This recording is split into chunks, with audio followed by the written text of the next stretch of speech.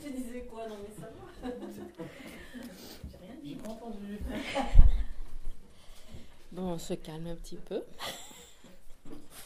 On va respirer un petit peu tranquillement, puis développer la motivation, faire les deux prières du début et on se lance.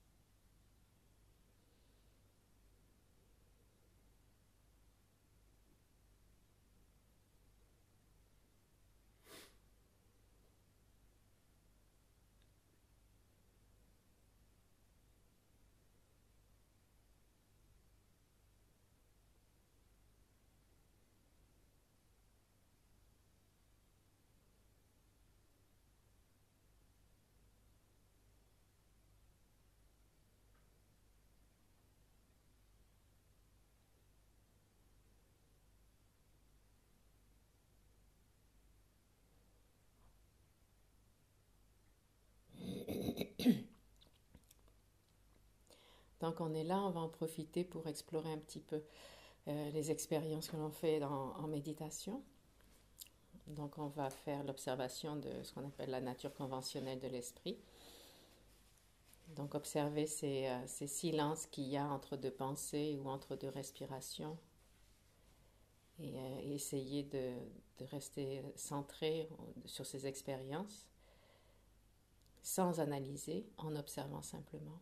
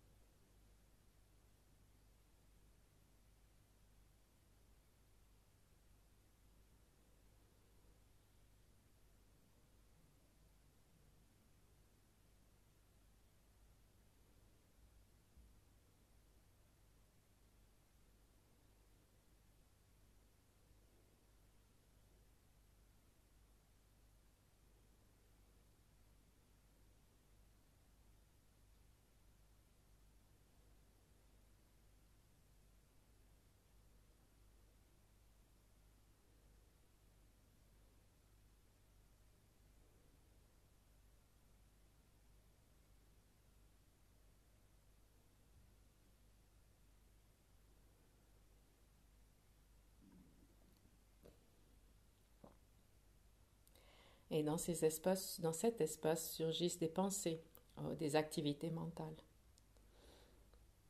On peut entendre un bruit, sentir une odeur. Et on a les pensées qui surgissent aussi.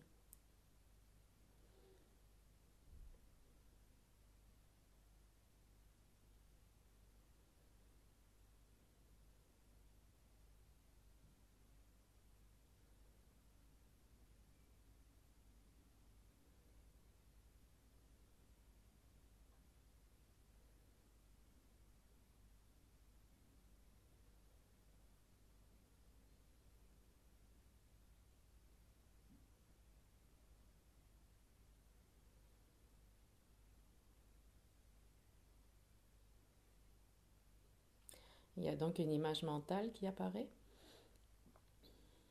et on la définit, on l'analyse. Il y a tout ce travail conceptuel et de là surgissent aussi des émotions particulières.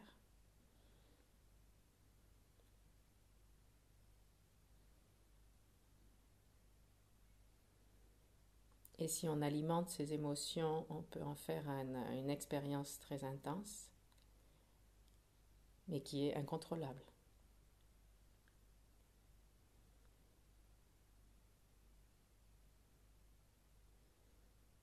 Et de là, on agit, karma.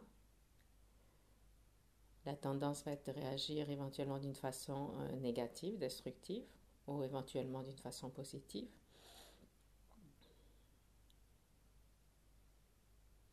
Ces actions laissent des traces dans notre esprit, notre continuum.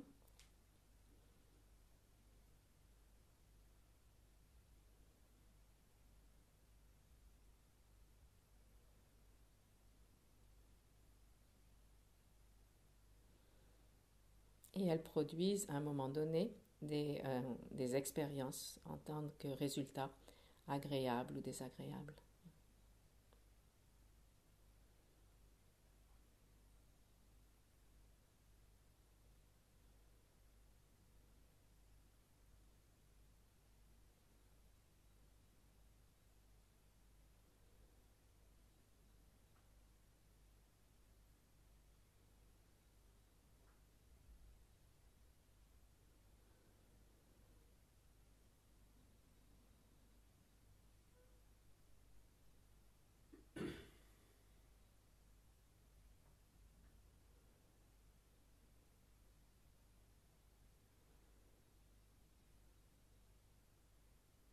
Maintenant, quand ces pensées surgissent, on a deux options. Ou s'identifier avec ces pensées, les alimenter et suivre ce schéma, ou ne pas s'identifier avec ces pensées. Se rappeler, c'est juste une conscience conceptuelle, c'est juste basé sur une image mentale. Il n'y a rien de solide, juste une image mentale, et ça nous permet de ne pas rentrer dans cette dynamique, de ne pas nous identifier avec cette dynamique. Et la pensée va s'en aller d'elle-même, disparaître d'elle-même.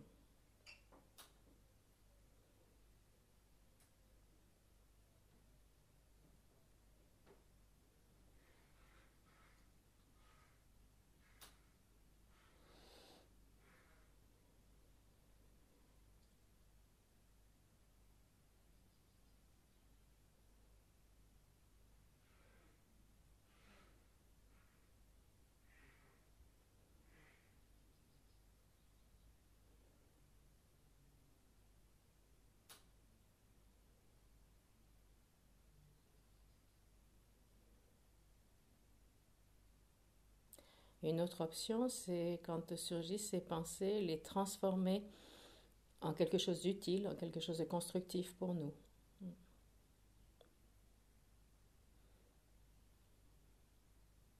Utiliser cette dynamique conceptuelle ou cette dynamique mentale pour développer des qualités.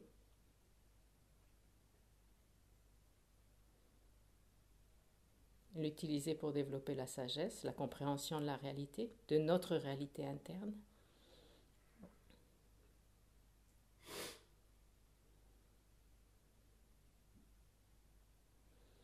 Ou pour développer des qualités de cœur, la compassion, la patience, l'amour, l'enthousiasme pour la pratique, le pardon,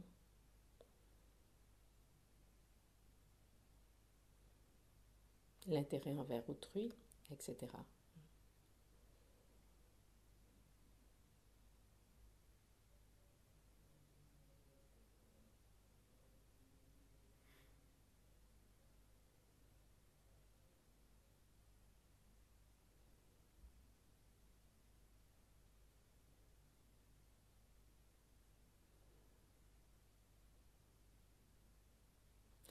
Et c'est ce qu'on appelle la transformation de l'esprit, l'entraînement de la transformation de l'esprit. Le dharma, le mot dharma, c'est la transformation de notre esprit. De cette façon, on s'entraîne à transformer notre esprit d'une façon constructive.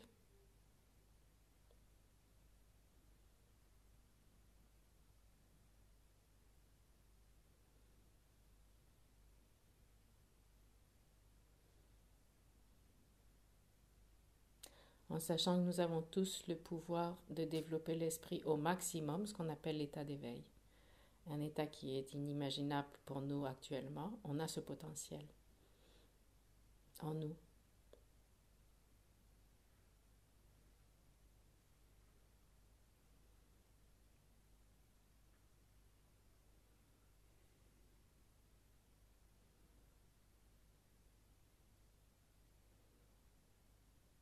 Et ce potentiel, on l'a simplement parce que toutes ces pensées, toutes ces activités mentales n'existent pas par elles-mêmes. Elles sont occasionnelles, elles sont impermanentes, elles sont transformables, elles peuvent se transformer, elles dépendent de causes et conditions, etc. Donc, puisque ces pensées ou ces événements mentaux n'existent pas par eux-mêmes, puisqu'ils sont dépendants d'autres facteurs, ils peuvent se transformer. Et c'est ce qui implique notre potentiel pour obtenir l'éveil.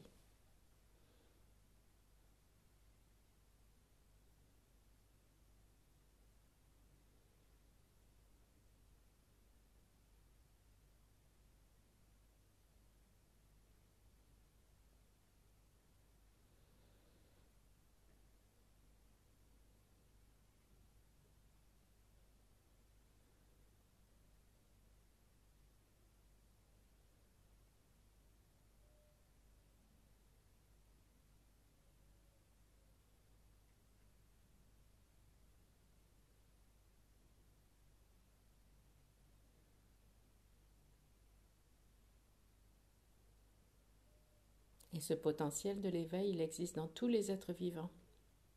Les humains, les animaux et tous les êtres qu'on ne connaît pas ou qu'on ne voit pas.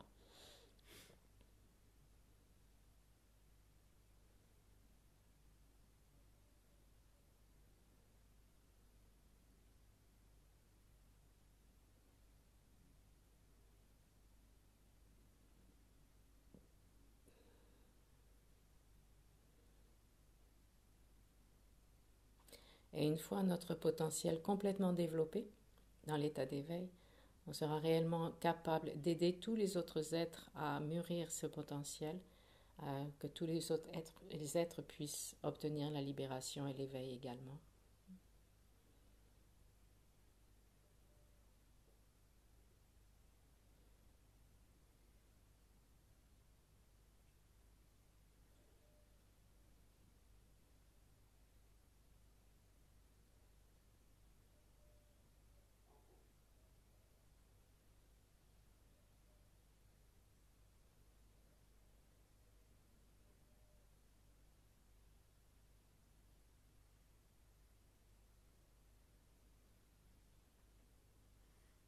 Et c'est donc notre motivation, qui est d'habitude formulée de cette façon-là, que je puisse obtenir l'éveil pour le bien de tous les êtres.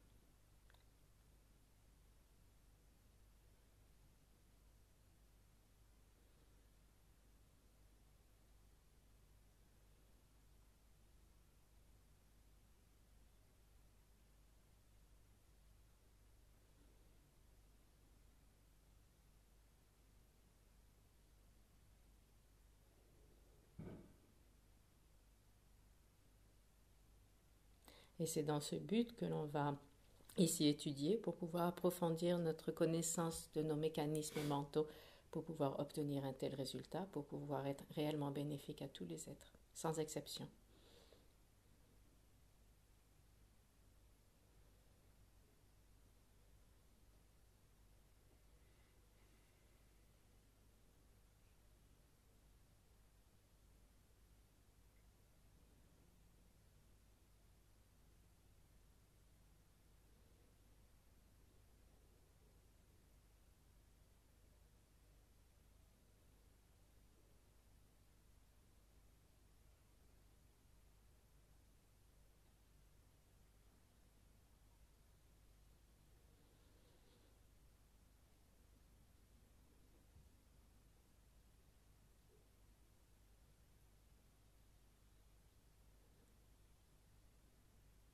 Donc maintenant, on va faire l'offrande du mandala, qui est page 14. On n'a pas.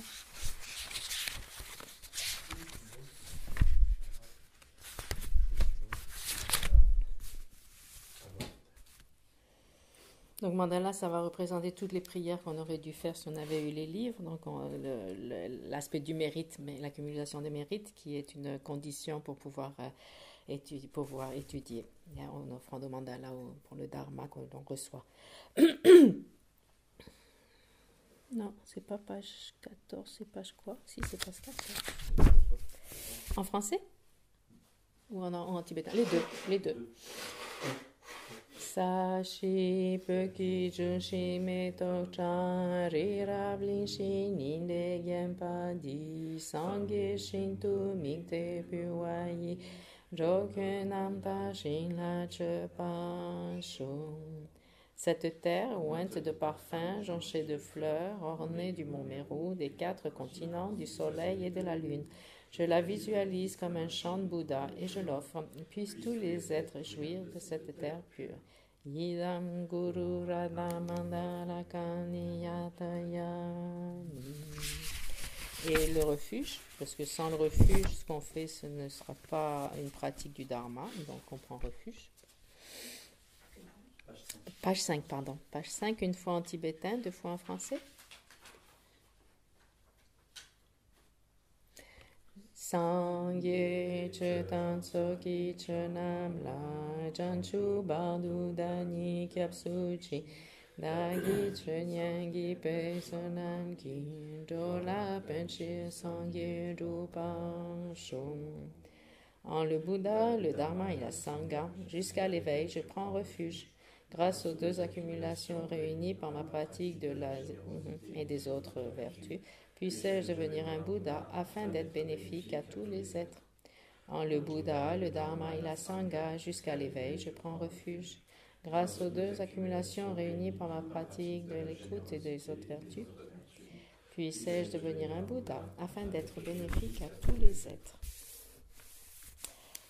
Bon, on a un sacré programme aujourd'hui.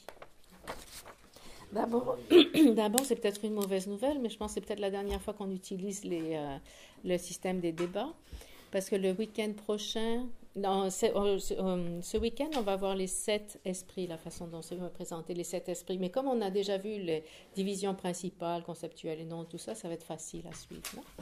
Et le week-end d'après, du mois de juin, on va faire les facteurs mentaux. Conscience principale et facteurs mentaux. Et là, on n'utilise pas vraiment les termes de débat. Je suis vraiment désolée. Donc, dites-le à tous les désespérés, tous ceux qui nous ont abandonnés à cause du débat, dites-leur de revenir.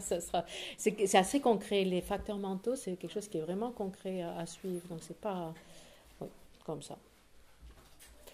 Et je l'avais dit déjà, comment ça s'appelle Julia, je lui ai dit dans un email aussi.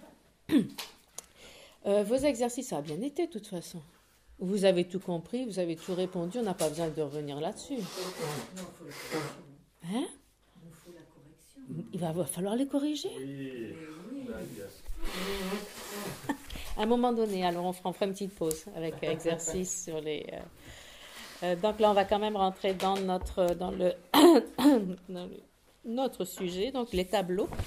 qu'on suit dans les notes, c'est où sont les tableaux, c'est là qu'on a les définitions et tout. On va suivre ça, page 4. Tu les as?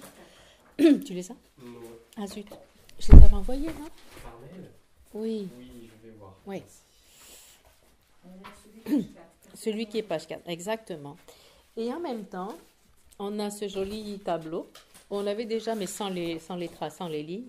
Il faut vraiment que j'apprenne à faire. Et au fur et à mesure qu'on va aller sur les 7 consciences, à un moment donné, on s'arrêtera et on remplira, ou en exercice, on remplira chacune des consciences, est-ce qu'elle est conceptuelle ou non, etc. Comme ça, à la fin, on aura un tableau assez clair des particularités de chacune de ces 7 consciences. D'accord. Donc, c'est Tu cherches quoi, Marc? des mouchoirs. Ah, oui. Oui, moi aussi, j'aurais bien pris une deuxième table aussi. Il y en a, les petites, il y en a là. Il y en a, Les ouais. petites, oui. Les petites sont derrière, oui. On a pris nos aides à la bergerie. C'est vrai, oui. Ouais. Pris des mauvaises habitudes. Ils ont été un peu chiches. Ah, la table Ah. des étudiants. Est-ce que tu peux suivre? Tu fais photo? Oui. Non, attends, regarde. Moi, je suis par terre, c'est plus pratique. Regarde. Est-ce que tu peux lui prêter pour que je fasse une photo? Parce qu'il a mal, je ne retrouve pas les tableaux comme si tu ferais une tableau. Moi, je suis par terre. Tu veux une autre alors? Je veux quelque chose. Non, je vais prendre un peu ça par support. Ah, ok. Page 4, 5, 6. Faut que tu le mets là, comme ça, on regarde deux. Merci. Ah, mais toi, tu vois? Oui. C'est que j'ai l'idée. Alors, on en est où? Premier, vous vous rappelez, conscience conceptuelle, non conceptuelle, réalise, ne réalise pas. Ça, c'est le principal. Oui. Après, quelle est la différence entre une conscience valide ou non valide? Valide, c'est la première instant. Premier Deux. instant, elle est non conceptuelle. Et la deuxième, c'est le deuxième moment, la conceptuelle. Non. Le premier moment d'une conscience qui voit la stupa rouge dans le jardin, qu'est-ce que c'est? C'est une conscience valide? Le premier moment. Le premier moment, Oui, c'est vrai. Qui voit la stupa rouge ici, là, en face de vous, dans le jardin? C'est valide, ouais. En fait, c'est le premier instant nécessairement C'est le premier une instant. perception directe. C'est un premier instant, mais c'est une conscience valide? Non. Elle est de quelle couleur, votre stupa, là, dans le jardin? Ah, rouge. Ah oui, comme ça, oui. C'est pas valide. Même si c'est le premier instant. Le premier instant d'une conscience fausse. Exactement, on est d'accord. Donc, quand on dit le premier instant d'une conscience qui réalise, d'accord? Qui réalise son objet, ça veut dire qu'elle est correcte avec son objet. Et en plus, elle le réalise. Hein? Et c'est le premier moment. Et ça peut être ou conceptuel ou non conceptuel. D'accord? Donc, ça rentre au fur et à mesure quand on va analyser tout ça un petit peu. Ouais. Et donc, ça, c'était les points principaux, valide, non valide. On va les voir. Après, valide, une conscience qui réalise qui n'est pas valide, elle est subséquente, vous vous rappelez, c'est le deuxième moment de cette réalisation, par exemple. Ouais. Et, etc. Donc, l'histoire, la présentation des 7 consciences, si on commence, c'est surtout, ça nous intéresse surtout au niveau du développement de la sagesse, du non-soi ou de la vacuité. D'accord? Donc, ça ne reflète pas toutes nos genres de conscience qu'on a au quotidien. C'est pas forcément le but du jeu, c'est pas ça. Le but du jeu, c'est de comprendre comment bouger de l'ignorance de la réalité jusqu'à une connaissance intrinsèque, une expérience directe de la vacuité ou du non-soi. C'est dans ce sens-là qu'ils sont présentées les 7 consciences, d'accord? Donc, ça s'applique pas forcément, toutes ne s'appliquent pas forcément à notre quotidien. Et donc, on commence, si on pense à cette présentation, si on commence avec notre situation actuelle, à la base, on a cette ignorance de la réalité. Oui? L'ignorance, on croit que les choses existent véritablement de leur propre côté, mais pas seulement les choses, nous-mêmes. On croit que nous existons, qu'on existe véritablement de notre propre côté, indépendamment, éternellement, etc. Non, on a ces notions-là en quelque part. Même si elles ne sont pas forcément formulées, elles sont innées en nous. Elles sont vraiment innées en nous. L'ignorance, c'est pas seulement conceptuel. Ouais, c'est pas seulement ces nuages qui pop-up dans l'esprit. Hein. L'ignorance, c'est quelque chose qui est constamment en nous d'une façon innée, spontanée. Oui, on est avec et on s'en rend même pas compte. D'accord? Donc, on a cette ignorance qui nous perçoit nous-mêmes et aux autres comme existant véritablement, on va dire. Ouais. Et tout d'un coup, on reçoit un enseignement à un moment donné et il nous parle de la vacuité ou du non-soi. Au début, on ne comprend absolument rien. On me dit, mais qu'est-ce que c'est que ça? Non? Puis d'accord, on va commencer, peut-être suivant que la présentation de ces enseignements, éventuellement, on va commencer à se poser des questions. C'est, ça peut avoir du sens. Tu veux décaler un petit peu? Non, non, non. D'accord. Non, je regarde s'il y a des tableaux. Et donc, on va commencer à avoir un doute tout d'un coup. On se dit, oh là là, peut-être que j'existe pas véritablement tel que je crois, en fait. Peut-être que j'existe pas de façon indépendante non plus. Hein. Donc, on va commencer à avoir un doute. Donc, on bouge de la conscience numéro 7, qui est cette conscience fausse. Et une fois de plus, cette conscience fausse, une conscience fausse, ça peut être en relation à la stupa rouge de Vajrayogini, par exemple. Ouais. Et c'est surtout, ce qui nous intéresse, c'est notre perception erronée de la réalité. D'accord? Donc, cette ignorance de là, il y a quelque chose qui va nous faire questionner. Tout d'un coup, souvent, ça sera des enseignements qu'on va écouter, par exemple, ou lire éventuellement. Donc là, on commence à questionner. Et il est dit que ce questionnement sur la réalité, ça indique, ça fait un tremblement de terre au fondement de l'ignorance, tellement c'est puissant. Donc même à chaque fois qu'on entend cette notion de vacuité, même si on ne comprend pas forcément, ça fait un clic et ça casse, à un moment, ça casse la solidité de l'ignorance. C'est pour ça que c'est important d'écouter des enseignements, étudier, lire sur ce sujet de la vacuité ou du non-soi, c'est essentiel parce qu'à chaque fois on bouge quelque chose, on dérange l'ignorance. Ouais. Donc le doute, ça va être la deuxième de ces 7 consciences. Après, on va voir, il y a 3 sortes de doutes. Il y a le doute d'abord qui dit, mais non, voyons, mais bien sûr que j'existe véritablement, sinon j'existe pas, quoi. Si tu me dis que quand je me cherche, je me trouve pas, mais non, c'est pas possible. Donc le premier doute, il y croit pas vraiment. Puis on tend vers un doute qui va commencer à y croire plus sérieusement. Et de là, on va passer à la conscience suivante, qui est comment on appelle ça? Hypothèse correcte. On en saute une, là, on saute la conscience entre ces deux-là. Ouais. Supposition correcte ou hypothèse correcte aussi, c'est traduit, ça dépend comme vous voulez. Là, c'est souvent, nous, ce qu'on peut avoir des enseignements. Quand on écoute des enseignements, quand on comprend les enseignements, on peut avoir cette supposition correcte. Yeah? On peut être ou dans le doute ou avoir une compréhension qui est claire, mais qui n'est pas une réalisation. D'accord? Donc, en fait, toutes nos connaissances du Dharma sont des suppositions correctes. Sauf exception. Éventuellement, quelqu'un pourrait avoir éventuellement une réalisation à un moment donné. Mais avoir une réalisation, c'est pas si facile que ça. On parle de la sagesse, là, on parle de la réalité des choses, hein, c'est pas n'importe quoi. Donc la supposition correcte, nous, ce qu'on a en général des enseignements, quand on a compris correctement quelque chose, on passe du doute à ce qui est appelé supposition correcte. C'est pour ça que supposition, c'est pas suffisant. En fait, ça serait... La traduction est littérale, mais concrètement, c'est une compréhension correcte qu'on a de ces enseignements, la vacuité, etc. Mais ce n'est pas une réalisation à ce moment-là. Est-ce que là, on peut parler de discernement? Oui, ça dépend. En tibétain, ça peut être discutable, mais oui, en anglais, oui, tout à fait. On a un discernement, on a une compréhension correcte, un discernement correct de la vacuité. Maintenant, c'est dangereux parce que discernement, quand c'est traduit du tibétain, ça va se référer à d'autres choses, mais pourquoi pas? Pourquoi pas? Et entre les deux, il y a une autre conscience qu'on va voir qui s'appelle la conscience inattentive, la conscience dont l'objet apparaît et n'est pas reconnu. Ouais. Donc, c'est une conscience inattentive, mais ça touche les consciences sensorielles. C'est pour ça que dans notre développement de la sagesse, elle n'est pas forcément inclue, mais on va la voir de toute façon. Donc la supposition correcte, c'est ce qu'on a quand on écoute le Dharma. À écouter le Dharma, on obtient cette compréhension correcte de la réalité, qui n'est pas encore une réalisation. Et de là, on va essayer de bouger pour que ça devienne une réalisation. Maintenant, quelle est la différence entre une compréhension correcte, cette supposition correcte, et une réalisation? Une réalisation, c'est indétrônable. Irréfutable. C'est comme un tatouage que vous avez que vous ne pourrez plus jamais enlever. D'accord? C'est quand même n'importe qui essaiera, le meilleur des avocats vous dira le contraire. Même le meilleur des avocats vous convaincra pas du contraire. C'est quelque chose, c'est une expérience qui est tellement claire et forte que personne ne peut détrôner ça. D'accord? Alors notre compréhension du Dharma, on peut passer... Ça arrive à tout le monde, je pense, à un moment donné, occasionnellement dans notre développement, par le doute. À un moment donné, on recommence à questionner. Oui, mais qu'est-ce que c'est que ça? Mais qu'est-ce que je fous là? Non. Et ça, c'est normal. Ça fait partie de notre processus. Ça prouve que notre compréhension, ce n'est pas une réalisation. Ça prouve que c'est juste, ce qui est déjà pas mal, une supposition correcte. Ouais. Parce qu'elle pourrait être cette compréhension que l'on a de la vacuité, des 4 nobles vérités, de la bodhicitta, tout ça, elle peut être détrônée par un bon avocat.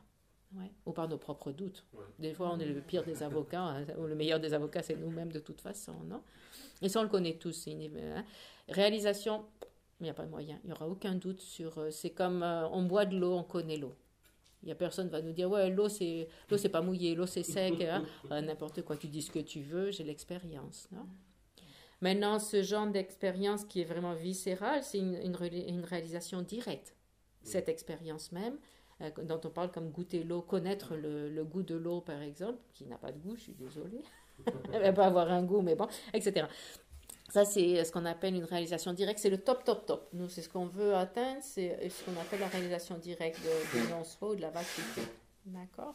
Donc ça, c'est comme goûter de l'eau, c'est comme voir une fleur, c'est une expérience qui est directe, sans passer par une image mentale, sans passer par un développement de conceptuel, de logique, etc. C'est boum, on l'a en soi, non? C'est notre but, réalisation directe. Pour ça, on va commencer d'abord par avoir une réalisation conceptuelle. Donc, de la supposition correcte, on a bougé, on a compris vacuité, compris non-soi, compris l'impermanence. De là, on va bouger jusqu'à avoir ce qu'on appelle d'abord une cognition inférentielle, une inférence, ouais. Et donc qui est une conscience conceptuelle qui est basée sur la logique. Basée sur un signe correct, sur une raison correcte, on va avoir une compréhension conceptuelle, une réalisation conceptuelle du non-soi ou de la vacuité. D'accord? Et c'est là où rentre toute la dynamique des débats qu'on a fait depuis l'automne. C'est là où, parce que dans nos formules de débat, on apprend à utiliser ce qu'on appelle le signe correct ou la raison correcte pour obtenir cette réalisation. D'accord? Une fois qu'on a cette réalisation conceptuelle, on va se familiariser avec elle. Et à ce moment-là, on va avoir besoin d'autres éléments pour obtenir une réalisation directe. Parce que ces sujets, comme la vacuité, le non-soi, sont tellement subtils qu'il faut un esprit vraiment raffiné et vraiment concentré pour être capable de les appréhender. D'accord? Notre esprit à nous, il est trop distrait, il est trop grossier dans ce sens-là, il est trop limité pour pouvoir réellement réaliser ces facteurs tels que la vacuité et le non-soi.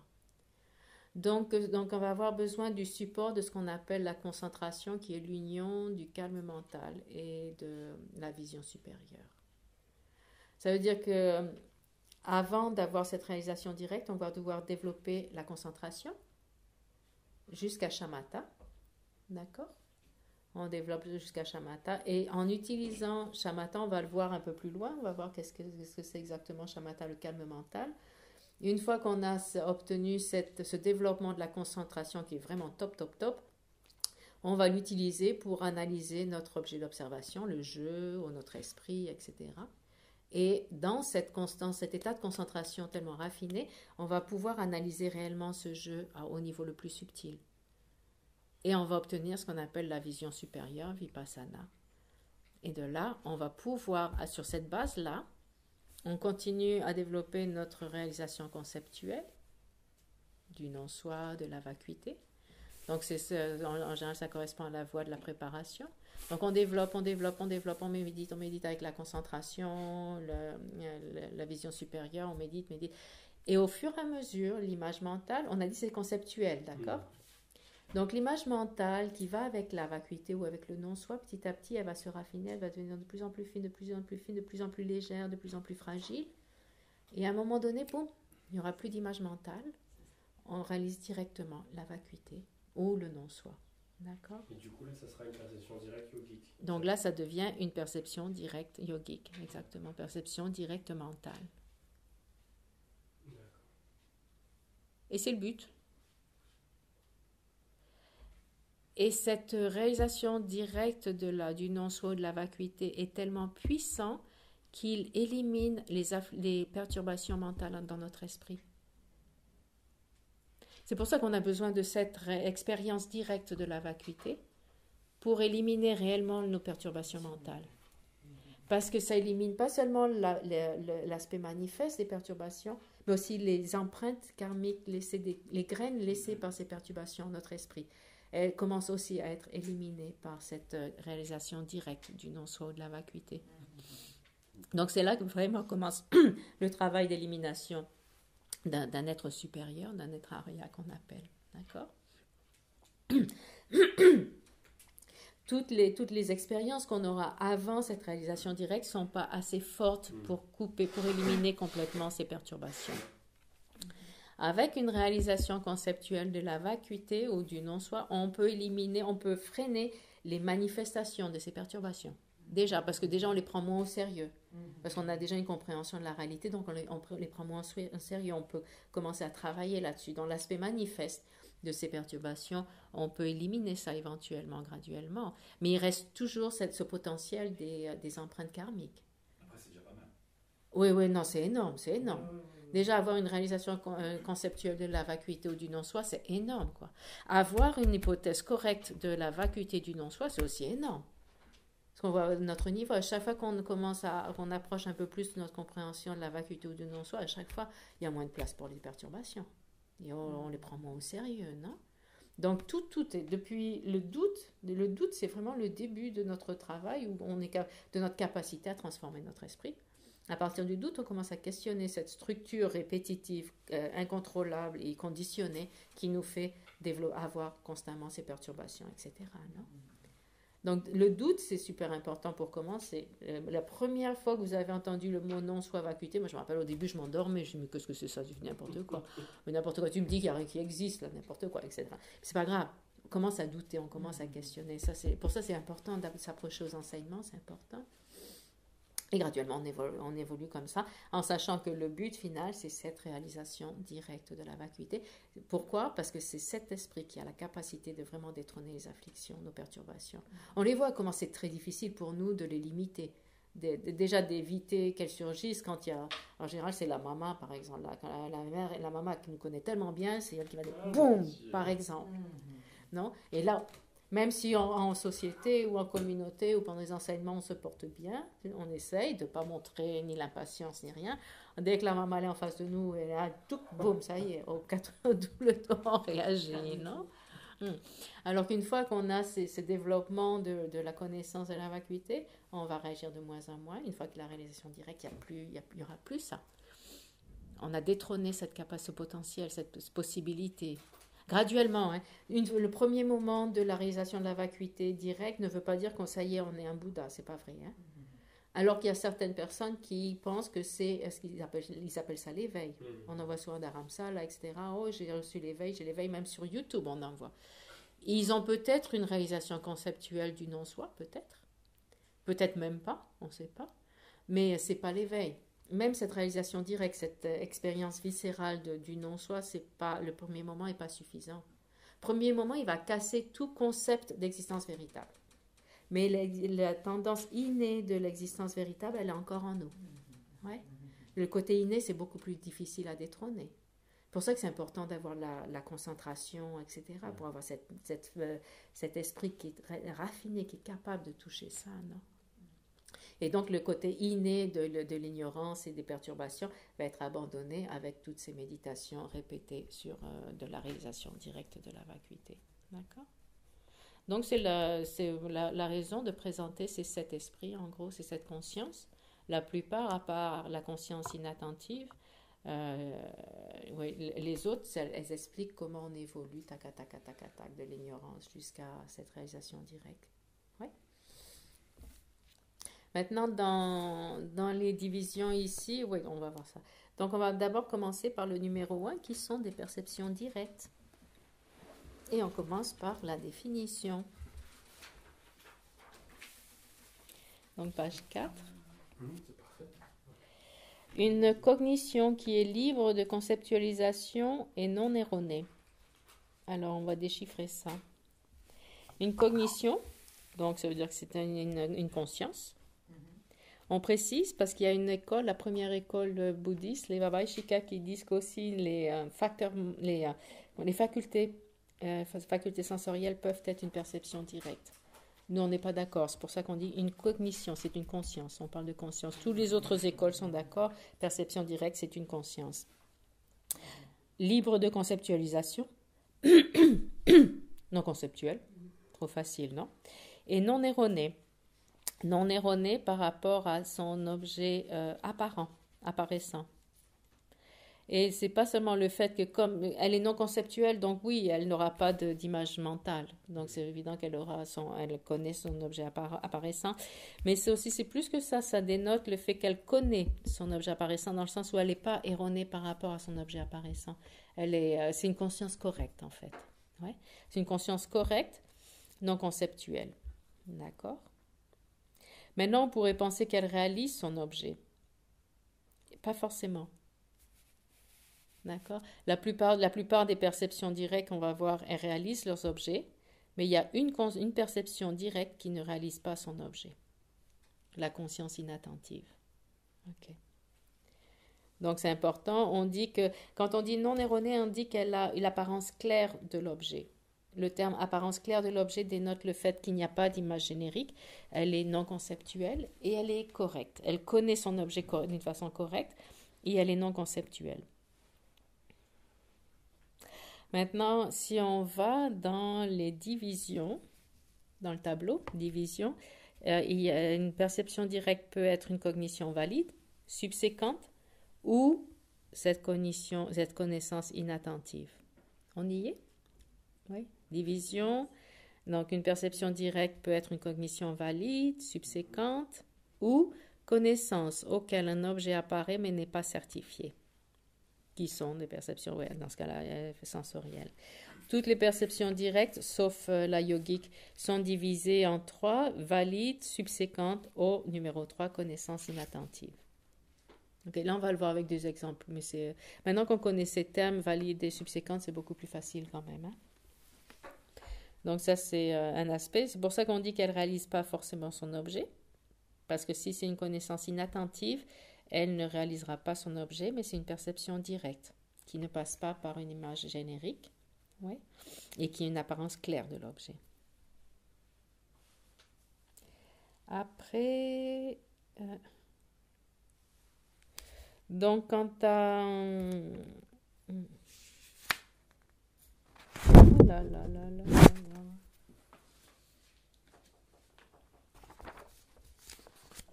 Oui. Quant à maintenant la division des perceptions directes, en fait, elles peuvent être divisées en deux. C'est pas vrai. Je pense que je me suis trompée de photocopie. Ah non, c'est bon. C'est pas... Oui.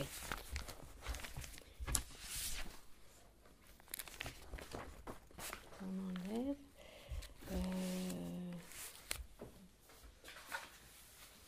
Ok, la perception directe. Donc, il y a 3 divisions. Il y a 2 divisions, en fait, pour commencer. Une perception directe peut être sensorielle ou mentale. Ça, c'est la division de base. Une perception directe peut être sensorielle ou mentale. Sensorielle, voir Maitreya. On est de retour avec Maitreya, ça tombe bien, non? Voir la statue de Maitreya, d'accord? Perception sensorielle, visuelle, simple. Perception mentale, il y a différentes sortes de perceptions mentales qu'on va voir maintenant. Est-ce qu'on a une perception directe de la forme et couleur de la statue? De l'odeur, du son, on a tout ça. Mais le fait de voir Maitreya vers un label, on s'est tous mis d'accord que ça s'appelle Maitreya. Oui. Donc il y a une conscience conceptuelle. C'est Maitreya? Hein? C'est Maitreya? C'est la représentation, c'est la statue. Non, on s'est tous mis d'accord, c'est une conception d'office. C'est ce qu'on avait vu, déjà on avait parlé, oui, on en avait parlé avant, vous vous rappelez, qu'est-ce que réalise réellement la conscience visuelle? Est-ce qu'elle réalise juste la forme et la couleur? Techniquement parlant, oui. La forme visuelle, la conscience visuelle, perception visuelle réalise seulement la forme et la couleur, techniquement parlant. Mais on dit qu'elle réalise aussi la statue. Parce que par connaissance antérieure, ouais, elle sait que c'est une statue. Donc on dit qu'elle réalise statue. Et comme apparemment vous savez que c'est Maitreya, vous allez réaliser Maitreya. Moi je réalise pas Maitreya parce que je suis pas sûre que ce soit Maitreya. Hein. J'ai pas de réalisation de Maitreya. Hein. donc, dans ce sens-là, on disait oui, ça peut être en général, on appelle ça une perception sensorielle qui induit la certification par elle-même. La dernière fois, on avait vu cette variante. Ouais. Ou la perception directe, on dit par exemple que la conscience visuelle, la perception visuelle réalise Maitreya. Mais elle réalise Maitreya via cet aspect conceptuel, en fait. Non? Et mais, à cause de la familiarité, dès qu'on voit Maitreya, la pensée Maitreya surgit directement. Maintenant, le débat de fond, c'est certains vont dire oui, donc la conscience visuelle réalise Maitreya, d'autres disent non, il faut être plus spécifique, réalise les formes de la statue, en sachant par expérience antérieure, par connaissance, par familiarisation, que c'est une statue et que c'est celle de Maitreya. Donc voilà, c'est différentes façons de le présenter. Mais c'est un débat qui revient tout le temps. Et différents guichets vont avoir une différente réponse à ça. Certains vont dire, oui, la conscience visuelle réalise Maitreya. D'autres disent, non, elle réalise seulement la forme et la couleur en réalité. Le reste, c'est conceptuel. Ouais. Vous vous rappelez l'exemple du bébé avec sa mère. Le bébé, au bout de quelques mois, ou quelques semaines, ou quelques jours, il s'est familiarisé avec la mère. Donc quand il va voir la mère, il va voir maman. Apparemment, même s'il ne le dit pas forcément au début. Non?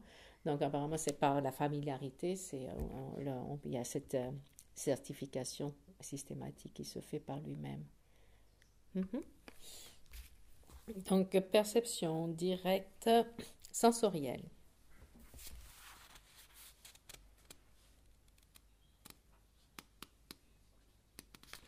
Une perception directe sensorielle, la définition.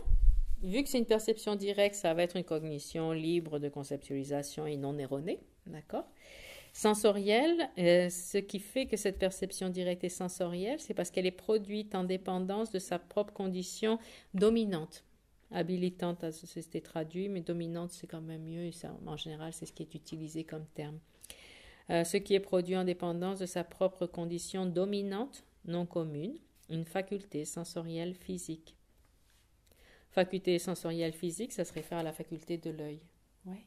Et on avait vu, c'est pas l'œil, l'aspect extérieur de l'œil que l'on voit nous, c'est cette capacité interne de l'œil, ou cet aspect physique qui dit c'est une forme claire mais qu'on ne perçoit pas de l'œil, qui est la faculté qui fait le lien entre l'objet et la conscience. D'accord? Donc au niveau de l'ouïe, etc., pour les 5 consciences sensorielles, c'est la même faculté. Donc, facile. Maintenant, on dit qu'il y a 3 conditions pour qu'il y ait une perception directe sensorielle. Pour qu'il y ait une conscience en général qui connecte avec son objet, il y a 2 ou 3 conditions. On l'avait vu, c'est sur vos notes de la première fois que je vous avais donné sur l'Auric, les divisions en 2 et en 7. Il y avait ces 3 conditions, l'objet, le facteur sensoriel et la condition immédiatement précédente. Vous vous en rappelez? Là, il faut que je retrouve. C'était dans la première feuille d'introduction à l'Auric. Oui. Au milieu. La condition objectale, oui. la condition dominante et la condition immédiate. Exactement. La condition objectale, c'est l'objet. En gros, c'est l'objet qui est perçu. D'accord?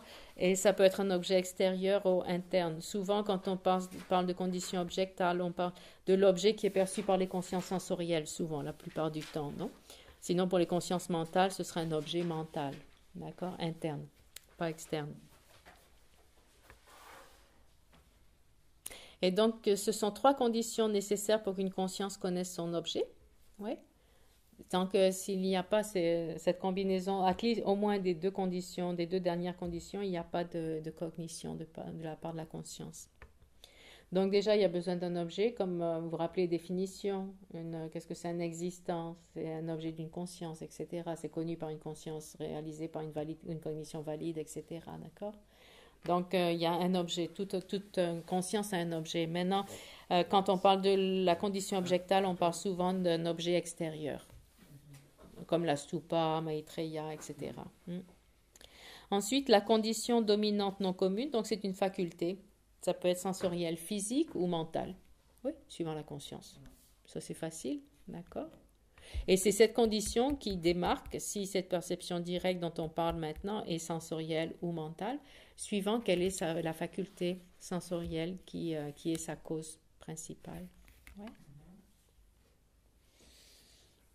Donc la condition objectale, la condition de l'objet, c'est défini comme un producteur direct qui permet à la conscience de prendre l'aspect de l'objet.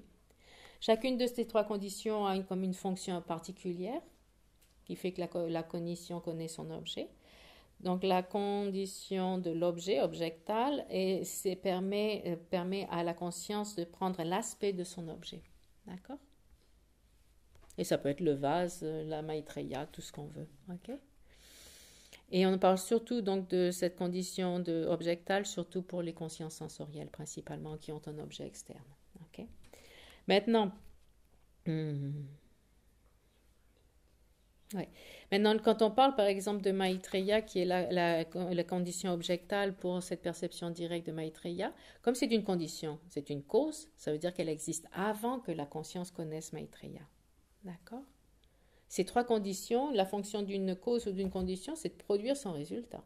La cause existe avant le résultat. Donc ces trois conditions existent avant la cognition.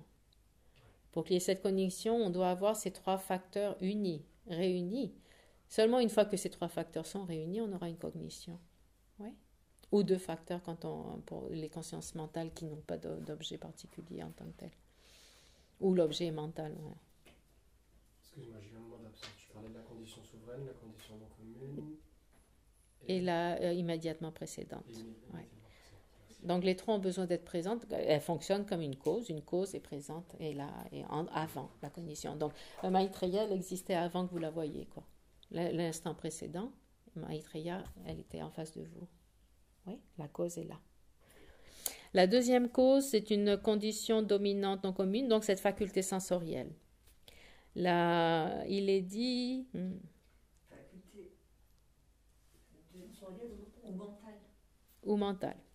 Sensorielle. Non, on les appelle quand même des facultés sensorielles, parce que c'est Wangpo en tibétain, donc Wangpo c'est sensoriel, mais c'est pas sensoriel dans le sens de physique. C'est une faculté... Ouais. Parce que la faculté mentale, on appelle ça aussi une faculté sensorielle mentale ou physique. Mais c'est vrai que dans nos mots, à nous, ce serait mieux dire faculté sensorielle pour les consciences sensorielles et faculté mentale pour le mental. Si vous préférez, on peut le formuler comme ça, non? Donc, cette condition de la faculté, celle qui fait le lien entre la conscience, en fait, et l'objet. Donc, il est dit, elle est dominante ou qui a la capacité, qui donne cette capacité. Il est dit, c'est une cause directe aussi, qui, de par son propre pouvoir, permet à la conscience d'appréhender son objet particulier, de par son propre pouvoir. Donc, ça veut dire celle qui donne la capacité, le pouvoir à la conscience de connecter avec son objet, celle qui fait le lien entre les deux. La faculté. Et toute conscience a une faculté sensorielle ou mentale, de toute façon. Ouais. On ne peut pas fonctionner sans. Maintenant, il y a toute une gamme de facultés. On va les voir là, justement un petit peu plus loin. Il y a différentes sortes de facultés qui peuvent fonctionner comme étant la condition pour une conscience. Et ensuite, la troisième, c'est la condition immédiatement précédente. Définition, c'est une cause directe. Donc, les trois sont des causes directes, on est d'accord, puisque c'est le moment juste précédent à la conscience qui connaît son objet. Et celle-ci, elle permet de faire l'expérience claire et connaissante. Claire et connaissante, c'est une conscience. Et vous vous rappelez, pour qu'il y ait une conscience, quelle est la cause d'une conscience? C'est une conscience. La cause substantielle, vous vous rappelez?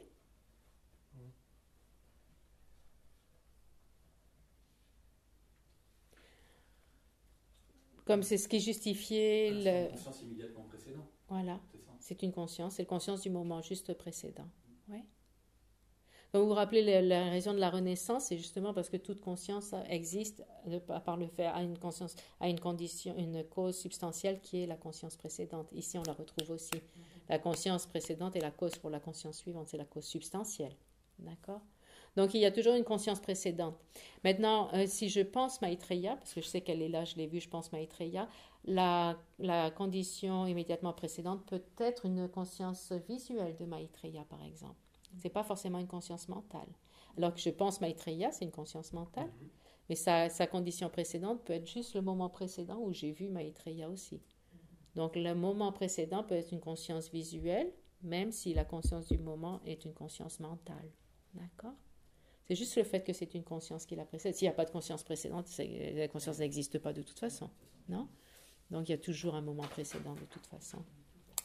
Donc, c'est pour ça qu'il est dit, il y a ces trois conditions qui se réunissent. Il y a l'objet, la faculté, l'objet qui va être connu, la faculté sensorielle, physique ou mentale, et la conscience précédente. Une fois que ces trois facteurs sont réunis, la conscience connaît son objet. Après, il y a plus de subtilité, mais je pense que pour aujourd'hui, on va rester là. On va rester au niveau plus général quand même.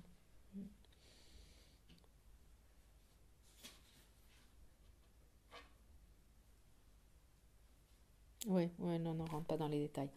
Donc, de là, la question dans la définition, quand on parle de la faculté sensorielle physique, c'est un facteur essentiel pour que la conscience connaisse son objet, pour que la conscience visuelle voit la stupa dans le jardin. D'accord? Et donc, ça, c'est un facteur. Maintenant, donc ici, on parle de conscience sensorielle, les 5 consciences sensorielles, la vision, olfactive, auditive, etc.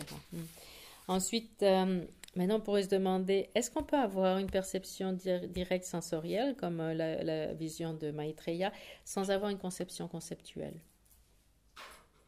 Non. Pourquoi pas? Répète. Ça ne pourrait pas associer. Est-ce qu'on peut avoir une conscience On peut avoir juste une conscience visuelle de Maitreya sans avoir une conscience conceptuelle derrière? Non, puisque Maitreya, c'est déjà conceptuel. Parce qu'il faut être capable d'associer le nom avec la forme. Ok, donc est-ce qu'on peut avoir une conscience de la forme de cette statue sans avoir une conscience conceptuelle? Oui, d'accord. Quelqu'un qui n'est pas bouddhiste, qui ne sait pas qui est, à quoi ressemble cette représentation de Maitreya, s'il rentre, il va avoir une statue, il ne pourra pas dire « j'ai vu la statue ». Il n'aura pas vu Maitreya, mais est-ce qu'il aura vu la statue? Oui. Et la statue, c'est pareil, c'est conceptuel, non? Parce que la conscience visuelle, elle voit seulement la forme et la couleur. Forme et couleur, oui. Donc, est-ce qu'il peut y avoir une conscience visuelle sans qu'il y ait un processus conceptuel derrière? Oui. Par exemple? Par exemple, quand je mange mon plat préféré, je me dis pas, j'apprécie juste la saveur inexprimable. Une conscience inattentive. Exactement. Ouais. Une conscience inattentive. Ouais. On va la voir, c'est une des consciences suivantes, la conscience inattentive, et ça touche le sensoriel. Oui. C'est par exemple, vous êtes complètement focus sur les mots qui sont en train de se dire, donc il y a une concentration qui est sur l'auditif, qui fait que même s'il y a la photo de Geshe Tengye là, même en fait vous la voyez quand vous regardez par là, il y a des chances que vous voyez la photo et vous vous en rendez pas compte. D'accord? Donc elle n'est pas certifiée. Et ça, c'est les exemples de conscience inattentive. Où il y a plusieurs choses qui se passent au niveau de l'environnement. Quand votre esprit est centré sur une des expériences sensorielles, il y a plusieurs autres facteurs, objets des autres consciences sensorielles qui peuvent se manifester, mais il n'y a pas de certification de cet objet. Il y a pas donc c'est inattentif dans ce sens-là. Donc oui, une perception visuelle de Maitreya peut être inattentive. Par exemple, on écoute des enseignements, on parle, etc. Donc, il y a la conscience auditive qui prédomine. Et en étant concentré sur notre conscience auditive, on n'est pas conscient, entre guillemets, justement, de la présence de Maitreya, alors que nos yeux le voient. Toutes les informations sensorielles qu'on a, on n'en est pas forcément conscient. Vous vous rappelez au début les chiffres qu'on avait sortis de toutes les informations qui rentrent au niveau sensoriel? Oui, parce que même si on se concentre sur la statue, on voit à peine 10% de la ceinture. Aussi, ouais. C'est ça. Ouais. De toute façon, ouais. On a un aspect assez général. En fait. Mais On dit combien est-ce qu'il y a de lignes De qui, dans la robe, etc. Mais les consciences inattentives, c'est dans le sens où on a deux consciences sensorielles qui vont fonctionner simultanément. Et il y en a une qui prédomine, donc l'autre ou les autres ne sont pas certifiés. La conscience inattentive, c'est vraiment spécifique. C'est pour ça que c'est dangereux quand on l'appelle conscience inattentive, parce qu'il y a plein de consciences inattentives. Comme quand on fait nos prières et puis on pense à autre chose en même temps, ou on récite des mantras, on pense à autre chose. Tout ça, c'est inattentif, mais ça ne correspond pas à cette définition ici. C'est quand on a deux consciences et la conscience sensorielle perçoit un objet, mais on ne s'en rend pas compte parce qu'on est concentré sur l'esprit et dirigé sur une autre conscience sensorielle. Ouais. Donc, c'est le cas d'une conscience sensorielle qui ne passe pas par un processus conceptuel de recognition.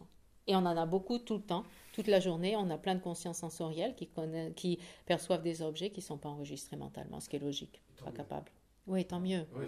Je pense que c'est un problème d'ailleurs avec les Asperger, non, ou les autistes, qui ne peuvent pas gérer comme ça, qui n'ont pas cette capacité de limiter non, les informations et puis, hypersensibilité, etc. Non. Donc la question c'est qu'en fait, est-ce que finalement on ne peut avoir qu'une seule conscience attentive à la fois qui réalise son objet, et ça veut dire que nécessairement toutes les autres seront inattentives? Pas forcément non plus, ils disent. Pas forcément. Parce qu'il est dit, dans les exemples qui sont donnés pour les consciences inattentives, c'est que tu es vraiment complètement overwhelmed, complètement centré sur cette expérience sensorielle que tu fais à ce moment-là. Par exemple, quand tu es complètement centré sur l'écoute des enseignements. Maintenant, si ton esprit divague pendant que tu écoutes les enseignements, tu peux être conscient de Maitreya, conscient des enseignements, mais sans avoir une qualité de perception, non? Mais tu peux avoir différentes fonctions sensorielles en même temps, et il n'y en a pas seulement une qui sera forcément manifeste. Dans ces exemples-là, c'était vraiment focus sur une expérience sensorielle particulière. Parce que par exemple, au moment où je t'écoute, imaginons que je sois un peu attentif. Donc on imagine. Alors, on imagine, hein. Je regarde pas dehors. Je suis attentif à ce que tu me dis, mais en même temps, j'ai les autres facultés sensorielles qui fonctionnent. Oui. L'odorat, le goût, oui. Le son, etc. Mais nécessairement, celles-là, elles sont inattentives pour le coup. Ça dépend de la qualité de ton attention. Si tu es vraiment attentif, oui. D'accord. Ouais. Et tu le sais parce qu'après, tu te demanderas, mais est-ce que j'ai vu ça? Est-ce que j'ai entendu ça, par exemple? C'est quand on est en train de méditer en silence, moi j'ai entendu le chant d'un oiseau. Je ne sais pas si vous l'avez entendu. Dans l'espace, il y avait le chant d'oiseau, par exemple. Ah, ça, non, c'est dans les champs, c'est ça, les trucs qu'ils mettent pour éviter les oiseaux? En tout cas. Donc oui, des fois, c'est inattentif, mais pas forcément non plus. Tu peux avoir différentes consciences et mentalement être relativement conscient de ce qui se passe au niveau des différents sens en même temps, éventuellement, c'est possible. Et donc ça veut dire que... Et un Bouddha, lui, il n'a pas de conscience inattentive. Un Bouddha, il n'a aucun problème. Il réalise tout simultanément. Et c'est encore mieux, il n'a que des cognitions valides. Toutes ses expériences sont prime, sont premières. Premier moment. Premier moment pour tout. Lui, il est totalement libre parce que tout est connecté. C'est nous qui nous faisons mal à la tête. C'est ça. Non, mais après, oui, par exemple, quand on conduit en voiture, on conduit, puis d'un seul coup, on se dit, ah tiens, je suis déjà arrivé sur un parcours exactement, habituel. Et ça, c'est vraiment de la conscience inattentive. C'est pas celle qui est définie ici, pour ça, mais on a tellement de conscience inattentive constamment de toute façon. Hein. Et c'est pour ça qu'on n'a pas, notre qualité de concentration est vraiment limitée. Même quand on écoute les enseignements, je suis sûre que si on faisait un diagramme, si on a des pics de concentration, poum, ça descend. Il est reconnu qu'on ne peut pas écouter. Combien? C'était 5 minutes, 10 minutes de concentration et après tu te perds, un maximum 20 minutes. C'est pour ça qu'il y a des techniques pour parler, de techniques pour distraire les gens avec des histoires, etc., faire rire, voilà, casser la dynamique, parce qu'on n'est pas capable. Alors que l'esprit peut le faire. C'est le truc, c'est qu'on peut développer notre esprit à ce niveau-là. Ça, c'est cool quand même. On n'est pas obligé de rester dans ce système automatique où tout est plutôt vague et on se laisse aller vers les consciences sensorielles et on oublie l'aspect mental occasionnellement, où le mental va vers les objets des sens au lieu de rester sur l'interne, par exemple. Et ça, c'est notre monde du désir en plus. On a le monde du désir, de la forme et de la non-forme. Ouais. Le monde du désir s'appelle comme ça, parce que nos consciences sont dirigées vers les expériences sensorielles. d'accord? Les objets du désir. Parce qu'on court constamment après des expériences agréables en relation aux objets sensoriels. Parlez-moi de nourriture. Ouais, ça. Comme Non, pour j'avais- commencer. Quand je suis allé dans l'événement, c'était le but au niveau d'un repas qu'il y ait au moins 4 sens qui sont stimulés pendant Ah ouais. le repas. Oui, d'office, ouais. 400. Ah oui, d'office, ouais. L'odorat, le toucher. Ouais. Mais la vue, l'odorat. Le Et toucher. puis, oui, aussi un bruit qui va avec, ou un toucher, ou un croquant, ou quelque chose. Ah oui. qui- Oui, le croquant, oui. C'est quoi, c'est quand ils ont inventé, c'est pas les pop-corn, c'était quoi? C'était les, comment t'appelles ça le matin, ce qu'on mange, les cornflakes. Ouais. Aux États-Unis, les cornflakes ont été inventés avec, dans l'idée d'avoir le son associé avec la sensation du crunchy. Et moi, oui, oui, Ah oui, c'est ça. j'ai vu dans les informations. Ah, c'est ça. C'est fou, on est contrôlé complètement Ah oui, par les c'est pour sens ça que et j'ai pris les manipulé. choses. Hein. C'est impressionnant. Ouais. Alors que la bonne nouvelle, c'est qu'on peut transformer ça. Donc, ce qu'on appelle d'ailleurs le règne de la forme, le règne de la forme, c'est ceux qui ont développé la concentration de shamatha et des niveaux supérieurs de concentration. Ils peuvent renaître dans ces règnes, royaumes, ça je dirais, ça c'est pas un royaume, dans les royaumes de la forme avec ces concentrations. Ils n'ont plus ces problèmes vraiment grossiers que l'on a d'être attiré constamment par des objets sensoriels. Mais c'est bien de s'en rendre compte, hein. Oui. C'est impressionnant de faire ces études, c'est génial, parce que c'est comme ça nous ouvre des portes. C'est d'abord en prendre conscience et savoir que ça peut transformer. Bonne nouvelle. Donc, on en était au sensoriel. Merci, Cathy. Les sons, les odeurs, les formes visuelles, les sons, les odeurs, les saveurs et les objets tangibles. C'est une autre façon de les diviser. Et donc, chaque perception directe sensorielle aura son propre objet. D'accord? Pour la conscience visuelle, ce sera des formes visuelles seulement, les formes et couleurs. Pour la conscience sensorielle, son objet, la conscience auditive, son objet sera un son. La condition objectale sera un son. La faculté sera la faculté auditive et ça donnera cette conscience. Donc chacune de ces 5 consciences a sa propre faculté et son propre objet. L'objet d'une conscience sensorielle spécifique ne fonctionne pas pour la conscience sensorielle autre. D'accord? Le son ne fonctionnera pas pour une conscience visuelle. Oui, tout simplement. Donc, c'est ça. Pour ça, quand on parle de ces 3 conditions, on en parle surtout au niveau des expériences sensorielles, parce que chaque expérience sensorielle est reliée à un objet sensoriel particulier, une faculté particulière et une conscience antérieure. Boum, expérience. Oui. Donc ça, c'est un minimum. Après, je pense que sur la conscience sensorielle, il n'y a rien de particulier. Cathy, Oui, dis-moi. excuse-moi, j'ai une question, pardon. Tout à l'heure, quand on se rappelle avoir entendu, par exemple, le bang ou le sang de Oui. l'oiseau, là c'est mental, parce que... La mémoire, oui. Mais pourtant, il y a quand même une espèce de mémoire du son, on va dire. Et tu crois que c'est une image générique, toi? Tu crois pas que c'est une image générique du son que tu as là, dans la tête? Ce qui est étonnant, c'est qu'on pense à une image, normalement, c'est pas sonore. Mais c'est-à-dire que dans l'image générique, ça peut être également donc gustatif, Oui. olfactif. Oui.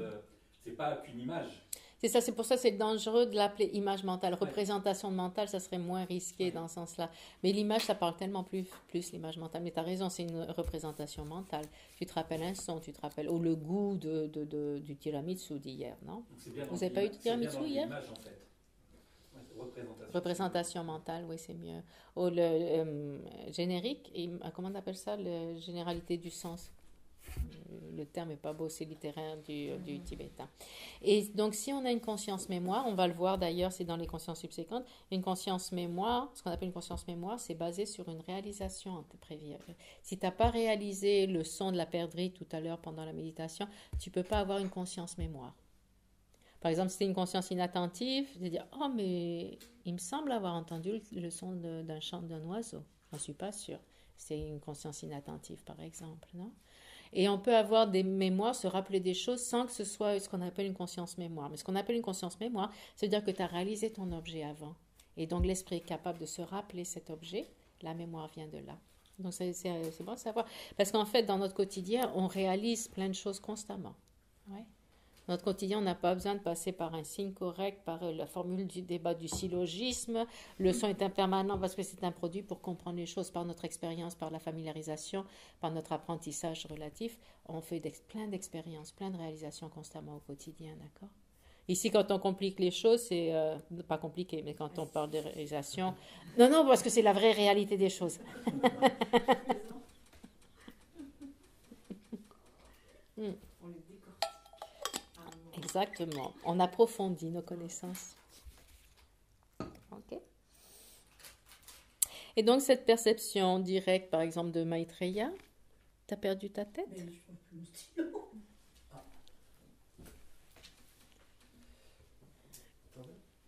Non, mais je l'avais là il y a 2 secondes. C'est bizarre, c'est suspect. C'est quoi cette conscience inattentive?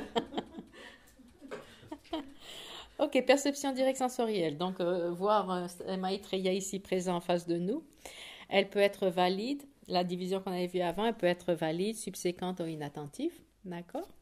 La perception visuelle de Maitreya, de la statue de Maitreya ici, donc le premier moment, elle sera valide. Oui, on réalise et c'est valide, premier moment. Et le deuxième moment, subséquent, c'est le deuxième moment de cette réalisation. Et plus deuxième, troisième, la continuité, d'accord?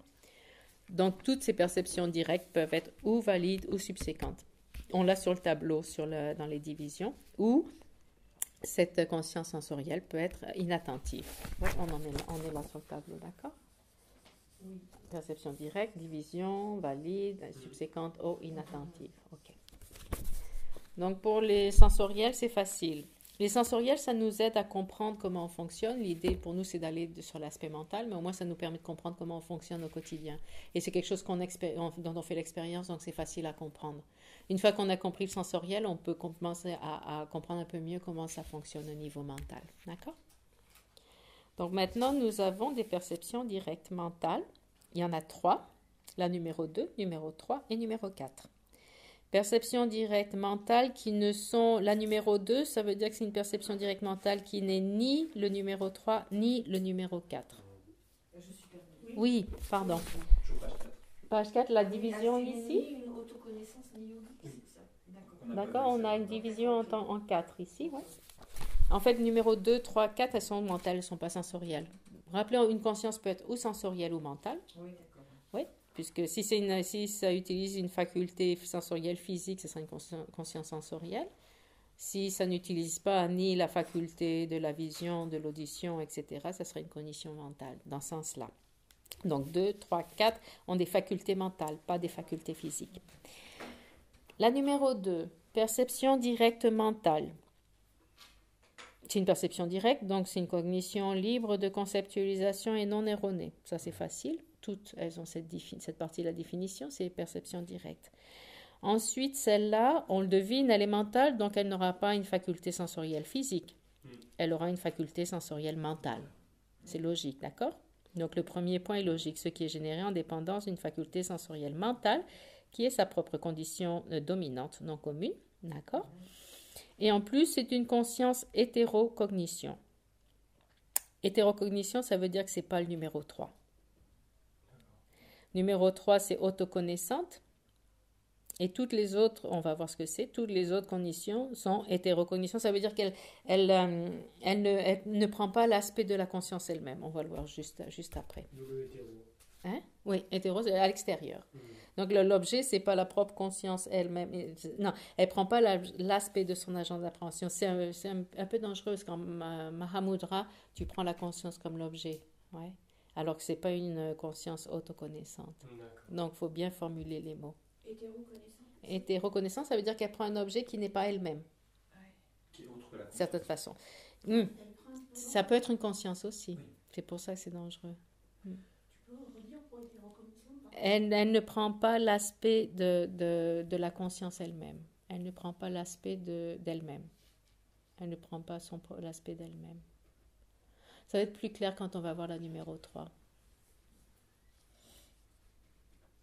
Et à propos, numéro 3, on n'a même pas besoin de la voir parce qu'on n'y croit pas.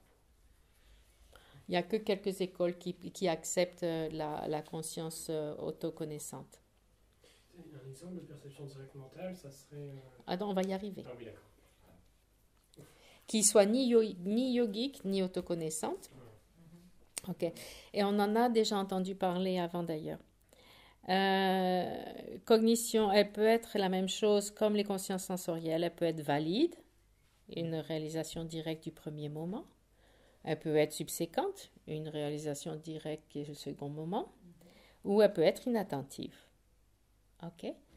Et l'inattentive, c'est celle qu'on a vue, qu'on a mentionnée déjà la dernière fois. Vous vous rappelez, à la fin de l'expérience d'une perception visuelle de Maitreya, il y a une perception mentale directe de Maitreya, de la statue.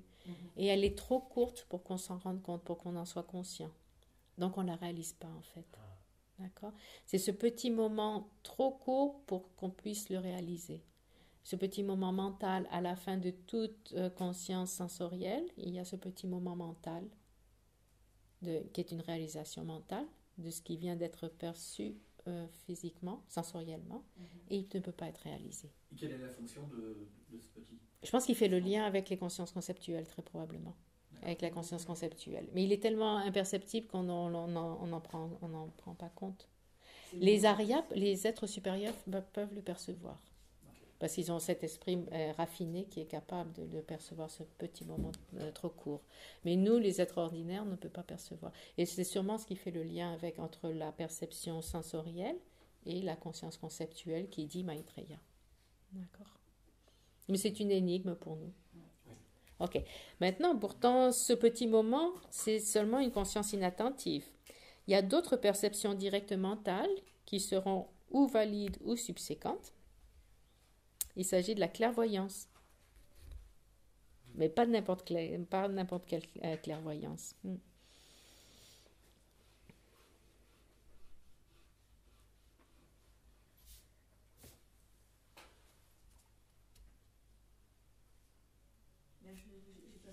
Oui, on va y arriver. D'abord, je vérifie. Donc, se rappeler pour nous, toutes nos consciences mentales sont conceptuelles. Donc, ce petit moment de perception directe mentale non conceptuelle, on ne le perçoit pas. Donc, ça ne compte pas pour nous. C'est pour ça qu'on dit que toutes nos consciences mentales sont conceptuelles et toutes nos réalisations sont conceptuelles au niveau mental. Ouais. Et donc, il y a des gens qui ont une clairvoyance particulière. Ce n'est pas la clairvoyance de la dame qui tire les tarots à Lavore. Comment elle s'appelle ? Madame Soleil. C'est une clairvoyance particulière. Il parle de 5 ou 6 pouvoirs extrasensoriels qu'ont les gens qui développent shamatha, le calme mental. Une fois qu'on arrive au calme mental, l'esprit a cette qualité où il perçoit mentalement des informations que nous ne pouvons pas percevoir. On a un esprit tellement grossier. Vous vous rendez compte ce qu'on peut faire avec notre esprit? C'est quand même fou quand même. Hein? C'est dommage de se limiter autant. Et donc, il y a ces expériences extrasensorielles. Donc, il y en a qui disent que mentalement, on peut percevoir à une distance impossible, genre revoir les différentes planètes dans l'univers. Mais c'est mental, c'est pas visuel. Non? Tous ces pouvoirs sont mentaux. Entendre des sons mentalement qui existent à l'autre bout du monde, qui en veut, merci. Vous pouvez entendre des enseignements de Rinpoche ou d'un Rinpoche qui est en train d'enseigner en Taïwan, par exemple. Si c'est sur le même fuseau horaire. Il faut se lever de bonne heure. Donc, c'est pas dans notre sommeil, quand même. Après, il y en a une, qu'est-ce que c'est les manifestations, pouvoir manifester des apparences particulières. Et il y a cette clairvoyance, nous, ce qu'on appelle, nous, la clairvoyance, c'est celle qui lit dans l'esprit d'autrui, celle qui voit, c'est défini comme voyant le niveau de perturbation mentale, ou les perturbations mentales et le niveau que l'on est capable de percevoir, non, chez les autres. C'est pas clairvoyance qui dit, oh, je sais que demain, tu vas te faire écraser par la moto de... Hein? C'est pas ça. C'est percevoir les perturbations dans une autre personne. Apparemment, il y aurait des aspects physiques et énergétiques, je suppose, qui peuvent être lus par cette personne. Et donc, elle aura cette connaissance mentale qui est non conceptuelle, qui est mentale. Alors, pour nous, si c'est une réalisation, ça doit être conceptuel. Alors que là, c'est une réalisation non conceptuelle et mentale. C'est assez particulier quand même. Et il n'y a que les clairvoyances dans les non conceptuels et mentales? Oui. Ces 5 pouvoirs, ces 5 extra pouvoirs, en général, c'est ce qu'ils donnent comme expérience pour les êtres ordinaires. Ouais. On parle ici des êtres ordinaires seulement. Ouais. Pour les arias, c'est les êtres supérieurs, c'est différent. Et un être ordinaire, donc il n'a pas de conceptuel non mental? Non. C'est ce qu'on disait depuis le début. On revient au même point, justement. Ouais. Ouais. Toutes nos réalisations sont conceptuelles. Toutes nos perceptions mentales sont conceptuelles. Toutes nos réalisations mentales sont conceptuelles. Tout ce qui se passe au niveau mental, c'est conceptuel. On va rajouter, donc, du coup, pour les êtres ordinaires. Parce que pour les êtres ordinaires. Oui, c'est important de spécifier. Ouais, les êtres supérieurs, les arias, on les appelle les arias, c'est une autre histoire. Ouais. Ok. Dans ces clairvoyances, il y a aussi celle qui connaît les vues, les naissances futures et les naissances passées. Ouais. Ça peut être pour soi-même et pour les autres. Ouais. Intéressant. Vous vous rendez compte comment ça change la vie d'avoir ces qualités de concentration, ouais. Perception de la vie différente. Sans parler, on n'a pas encore touché la sagesse, là c'est juste les qualités de concentration de l'esprit. Imagine une fois qu'on touche la sagesse avec ça. Une bombe. C'est sûr qu'on choisit ses amis différemment. N'est-ce pas,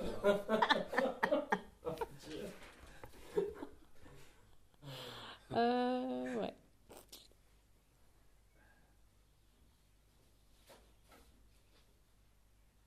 Ok.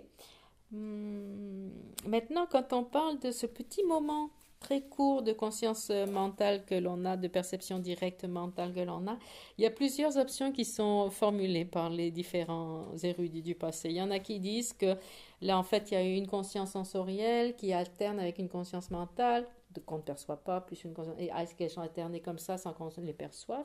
Et nous, notre école, en tout cas, il y a une autre option. Notre école dit que non, on a cette continuité des moments de conscience visuelle, par exemple, et seulement à la fin de cette continuité, il y aura un seul petit moment. Donc sachez que si vous approfondissez le sujet, vous allez voir qu'il y a d'autres options aussi. Et c'est un peu ça qui établit, par lequel on se rappelle aussi, c'est ça qui fait un peu mémoire du lien entre l'objet et l'objet possessed, entre l'objet et le sujet. La conscience... ça va être au niveau mental. Ça fait le lien entre le sensoriel et le mental, en fait. Et le conceptuel, mental conceptuel. Ouais. Mais entre objet et sujet, je ne sais pas s'il y a besoin de ce côté mental. Parce que la connexion est déjà faite entre l'objet et la conscience. La conscience visuelle voit Maitreya. Non? Donc, ouais.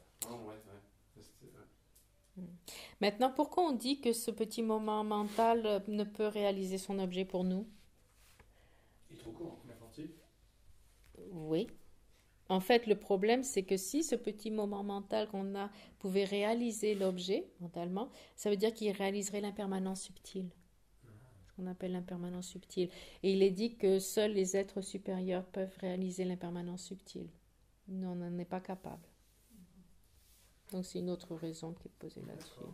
Sauf pour les prasangikas, on se fait sauter ça. Ok. Maintenant, on va prendre notre tableau et on va commencer à le remplir joyeusement. On attendait que ça. Ah non, on n'a pas fini. Attendez, on a les autoconnaissantes et les yogiques. Pardon. Autoconnaissante, ça pourrait être un casse-tête et c'est pas indispensable en fait.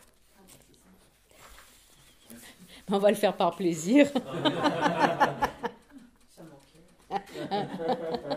Mais non, on va pas faire sauter celle-là. Parce qu'en fait, c'est pas toutes les écoles philosophiques qui acceptent cette perception directe, autoconnaissante. Il y a seulement pour les sous-tantrika, l'école qu'on suit en ce moment, Chittamatra et Madhyamika Svatantrika Yogachara. Mais si vous ne connaissez pas les ténèbres, ça sert à rien. En tout cas, il y a 3 écoles qui y croient. Nous, on n'y croit pas. Donc, ça nous aide. Vous n'êtes pas obligé de faire des efforts pour la comprendre parce que de toute façon, nous, on n'y croit pas. On pense que c'est une fonction qui est remplie par l'esprit d'une autre façon. On n'a pas besoin d'une conscience à part qui soit autoconnaissante. T'as l'air choqué. Non, ça m'évoque... c'est l'histoire de la division de la conscience entre les 5 consciences sensorielles, mentales, la conscience base de tout et l'autoconnaisseur, c'est ça? Selon les écoles ou... Oui, aussi, mais là, ça, c'est... Oui, Chittamatra. Mais c'est ni la laya, ni la conscience perturbée. Donc, c'est une autre façon de diviser les consciences ici. Ouais. Mais eux, dans leur système, en fait, ils posent donc 6 consciences avec l'autoconnaisseur. Ils ne comptent pas l'autoconnaisseur. Dans les 8 consciences, quand ils parlent des 8 consciences, nous, quand on parle de 6 consciences, on parle des 5 consciences sensorielles et une mentale. Eux, ils en rajoutent 2. La conscience basse de tout, mais ce n'est pas la conscience autoconnaissante.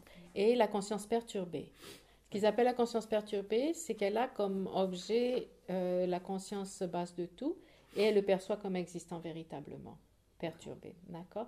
Donc, la conscience autoconnaissante, elle n'est pas présentée dans cette division des 8 consciences qu'ils ont eux. Ok? C'est une autre façon. Chittamatra, ça. Oui, Chittamatra, on est en train de parler de Chittamatra là. C'était une petite parenthèse, pardon.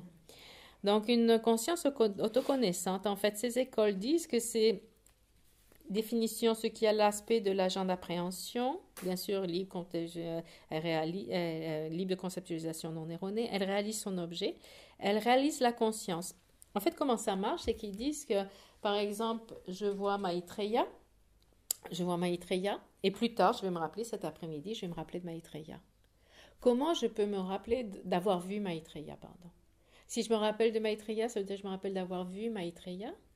Le fait que je me rappelle d'avoir vu Maitreya, il faut que j'ai réalisé que j'ai vu Maitreya. Pour m'en rappeler, pour avoir cette conscience mémoire précise de laquelle on parle. Pour m'en rappeler, ça veut dire que j'ai réalisé que j'ai vu Maitreya. Et pour eux, le fait d'avoir réalisé Maitreya n'est pas suffisant. Il faut que j'ai une conscience qui réalise la conscience qui réalise Maitreya. Il faut qu'il y ait cette autoconnaissante, cette conscience autoconnaissante qui réalise la conscience visuelle de Maitreya. Ce qui permet que plus tard, je me rappellerai, j'ai vu, ma conscience visuelle a vu Maitreya. C'est la fonction d'une conscience autoconnaissante. Et son objet, c'est la conscience qui observe son objet. La conscience visuelle de Maitreya, oui. Donc son objet, il ne sera pas hétéro dans le sens où c'est la conscience en action, la conscience qui réalise son objet. Cette conscience, c'est l'objet de la conscience autoconnaissante. Il dit, si tu n'as pas cette conscience autoconnaissante qui réalise, conscience visuelle qui voit Maitreya, tu ne pourras pas te rappeler plus tard, j'ai vu Maitreya en classe. Alors que nous, on dit, on n'a pas besoin d'une conscience particulière qui est consciente de la conscience qui réalise le Maitreya. Nous, on dit, le fait que la conscience visuelle réalise Maitreya, ou la statue, etc., le fait que la conscience visuelle réalise Maitreya est suffisant, cette réalisation est suffisante pour que je me rappelle Maitreya et j'ai vu Maitreya. Nous, c'est notre réponse. On dit que, pour simplifier, que la conscience autoconnaissance, c'est la conscience de la conscience. Oui, qui réalise.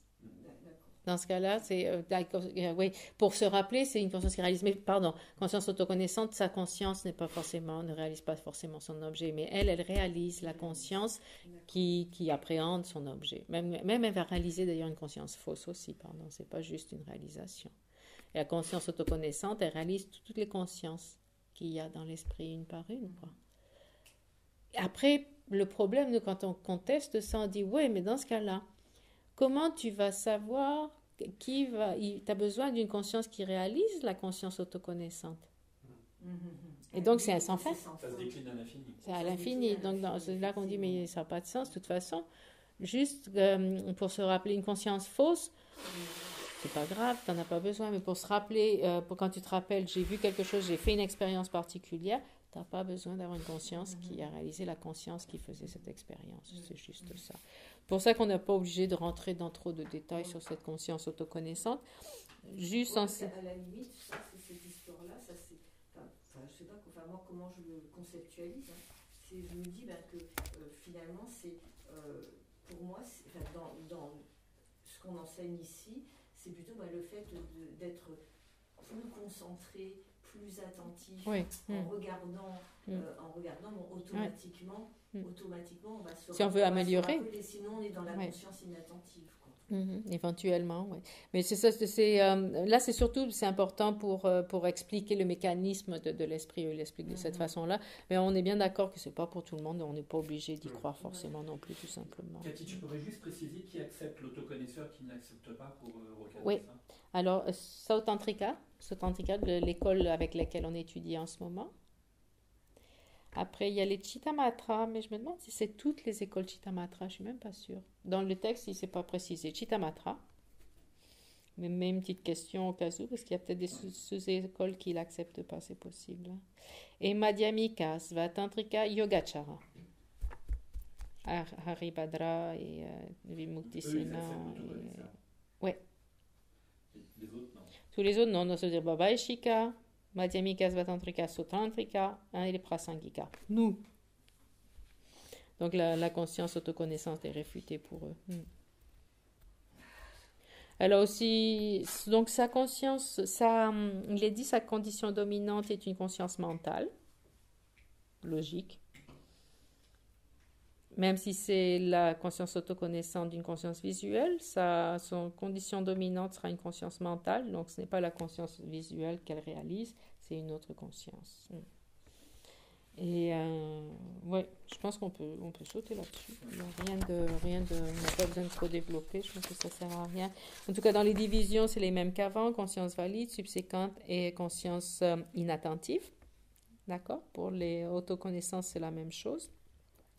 Une conscience inattentive, par exemple, ce sera cette conscience autoconnaissante qui connaît ce moment trop court qu'on ne peut pas réaliser. D'accord? Vous vous rappelez, il y en a la perception directe mentale à la fin de cette expérience visuelle. Et cette perception directe mentale est trop courte pour qu'on s'en rappelle. Mais si elle existe, ça veut dire qu'il y a une conscience autoconnaissante qui la connaît.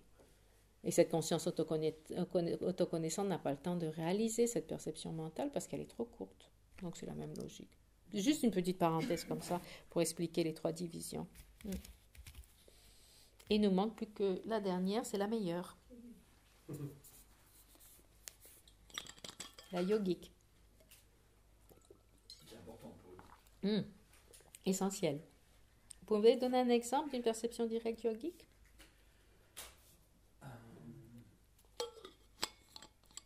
Anarya Bodhisattva, une absorption méditative sur la vacuité. Vous avez compris? Un Arya? Ah non, c'est pas un Arya, c'est la conscience d'un Arya. Ouais, la conscience, enfin, pour simplifier. Une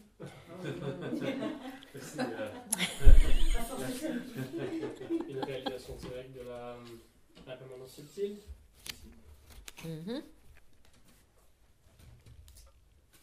Ok, c'est quand on parlait tout à l'heure des réalisations directes, vacuité, non-soi, etc. C'est celle-là, d'accord? Et donc sa définition, vu que c'est une perception directe, cognition, libre de conceptualisation non erronée, facile, elle réalise son objet, elle. Elle est sa condition dominante non commune, numéro 1, ce qui est généré en dépendance de sa propre condition dominante non commune, une stabilisation méditative qui est l'union du calme mental et de la vision supérieure. C'est ce dont on parlait tout à l'heure. Comme c'est une conscience mentale, sa faculté sera une faculté mentale, mais ce n'est pas n'importe laquelle. C'est cette capacité, donc c'est stabilisation mentale, c'est une concentration, Tingezin en tibétain, qui combine les 2 aspects de shamatha, le calme mental, et vipassana, la vision supérieure. Donc c'est cet esprit qu'on décrivait au début de la session quand on parlait de ce dont on a besoin pour une réalisation directe, avoir développé shamatha complètement et avoir dans cet état de concentration de shamatha analysé la vacuité ou le non-soi et avoir une expérience particulière de ça. D'accord? Donc c'est assez particulier. On verra un petit peu tout à l'heure, on va voir shamatha et vipassana, ce que c'est exactement. Donc c'est particulier pour avoir cette réalisation directe de la vacuité, perception directe yogique, ou du non-soi. Cette condition est là à la base. Donc on a besoin de développer, c'est pour ça qu'on a besoin de développer la concentration, en gros. Ensuite, donc c'est une cognition supérieure, hétérocognition pour ceux qui croient à l'autoconnaissance. Ça veut dire que c'est une conscience qui n'est pas une autoconnaissante, d'accord? Et dans le continuum d'un être supérieur. L'être supérieur, c'est donc ceux qui ont des réalisations directes du non-soi et de la vacuité. Nous, on est des êtres ordinaires par rapport à eux. Être supérieur, c'est ce qu'on appelle un arya en termes techniques. Ouais. Jusque-là, ça va? Et il y a un autre facteur qui n'est pas mentionné dans le tableau, mais qui fait partie souvent de la définition de cette perception directe yogique. c'est une réalisation directe soit de l'impermanence subtile ou du non-soi, grossier ou subtil. Donc, elle n'a que 3 objets qu'elle réalise, ou l'impermanence subtile, ou le non-soi, subtil ou grossier. Subtil ou grossier.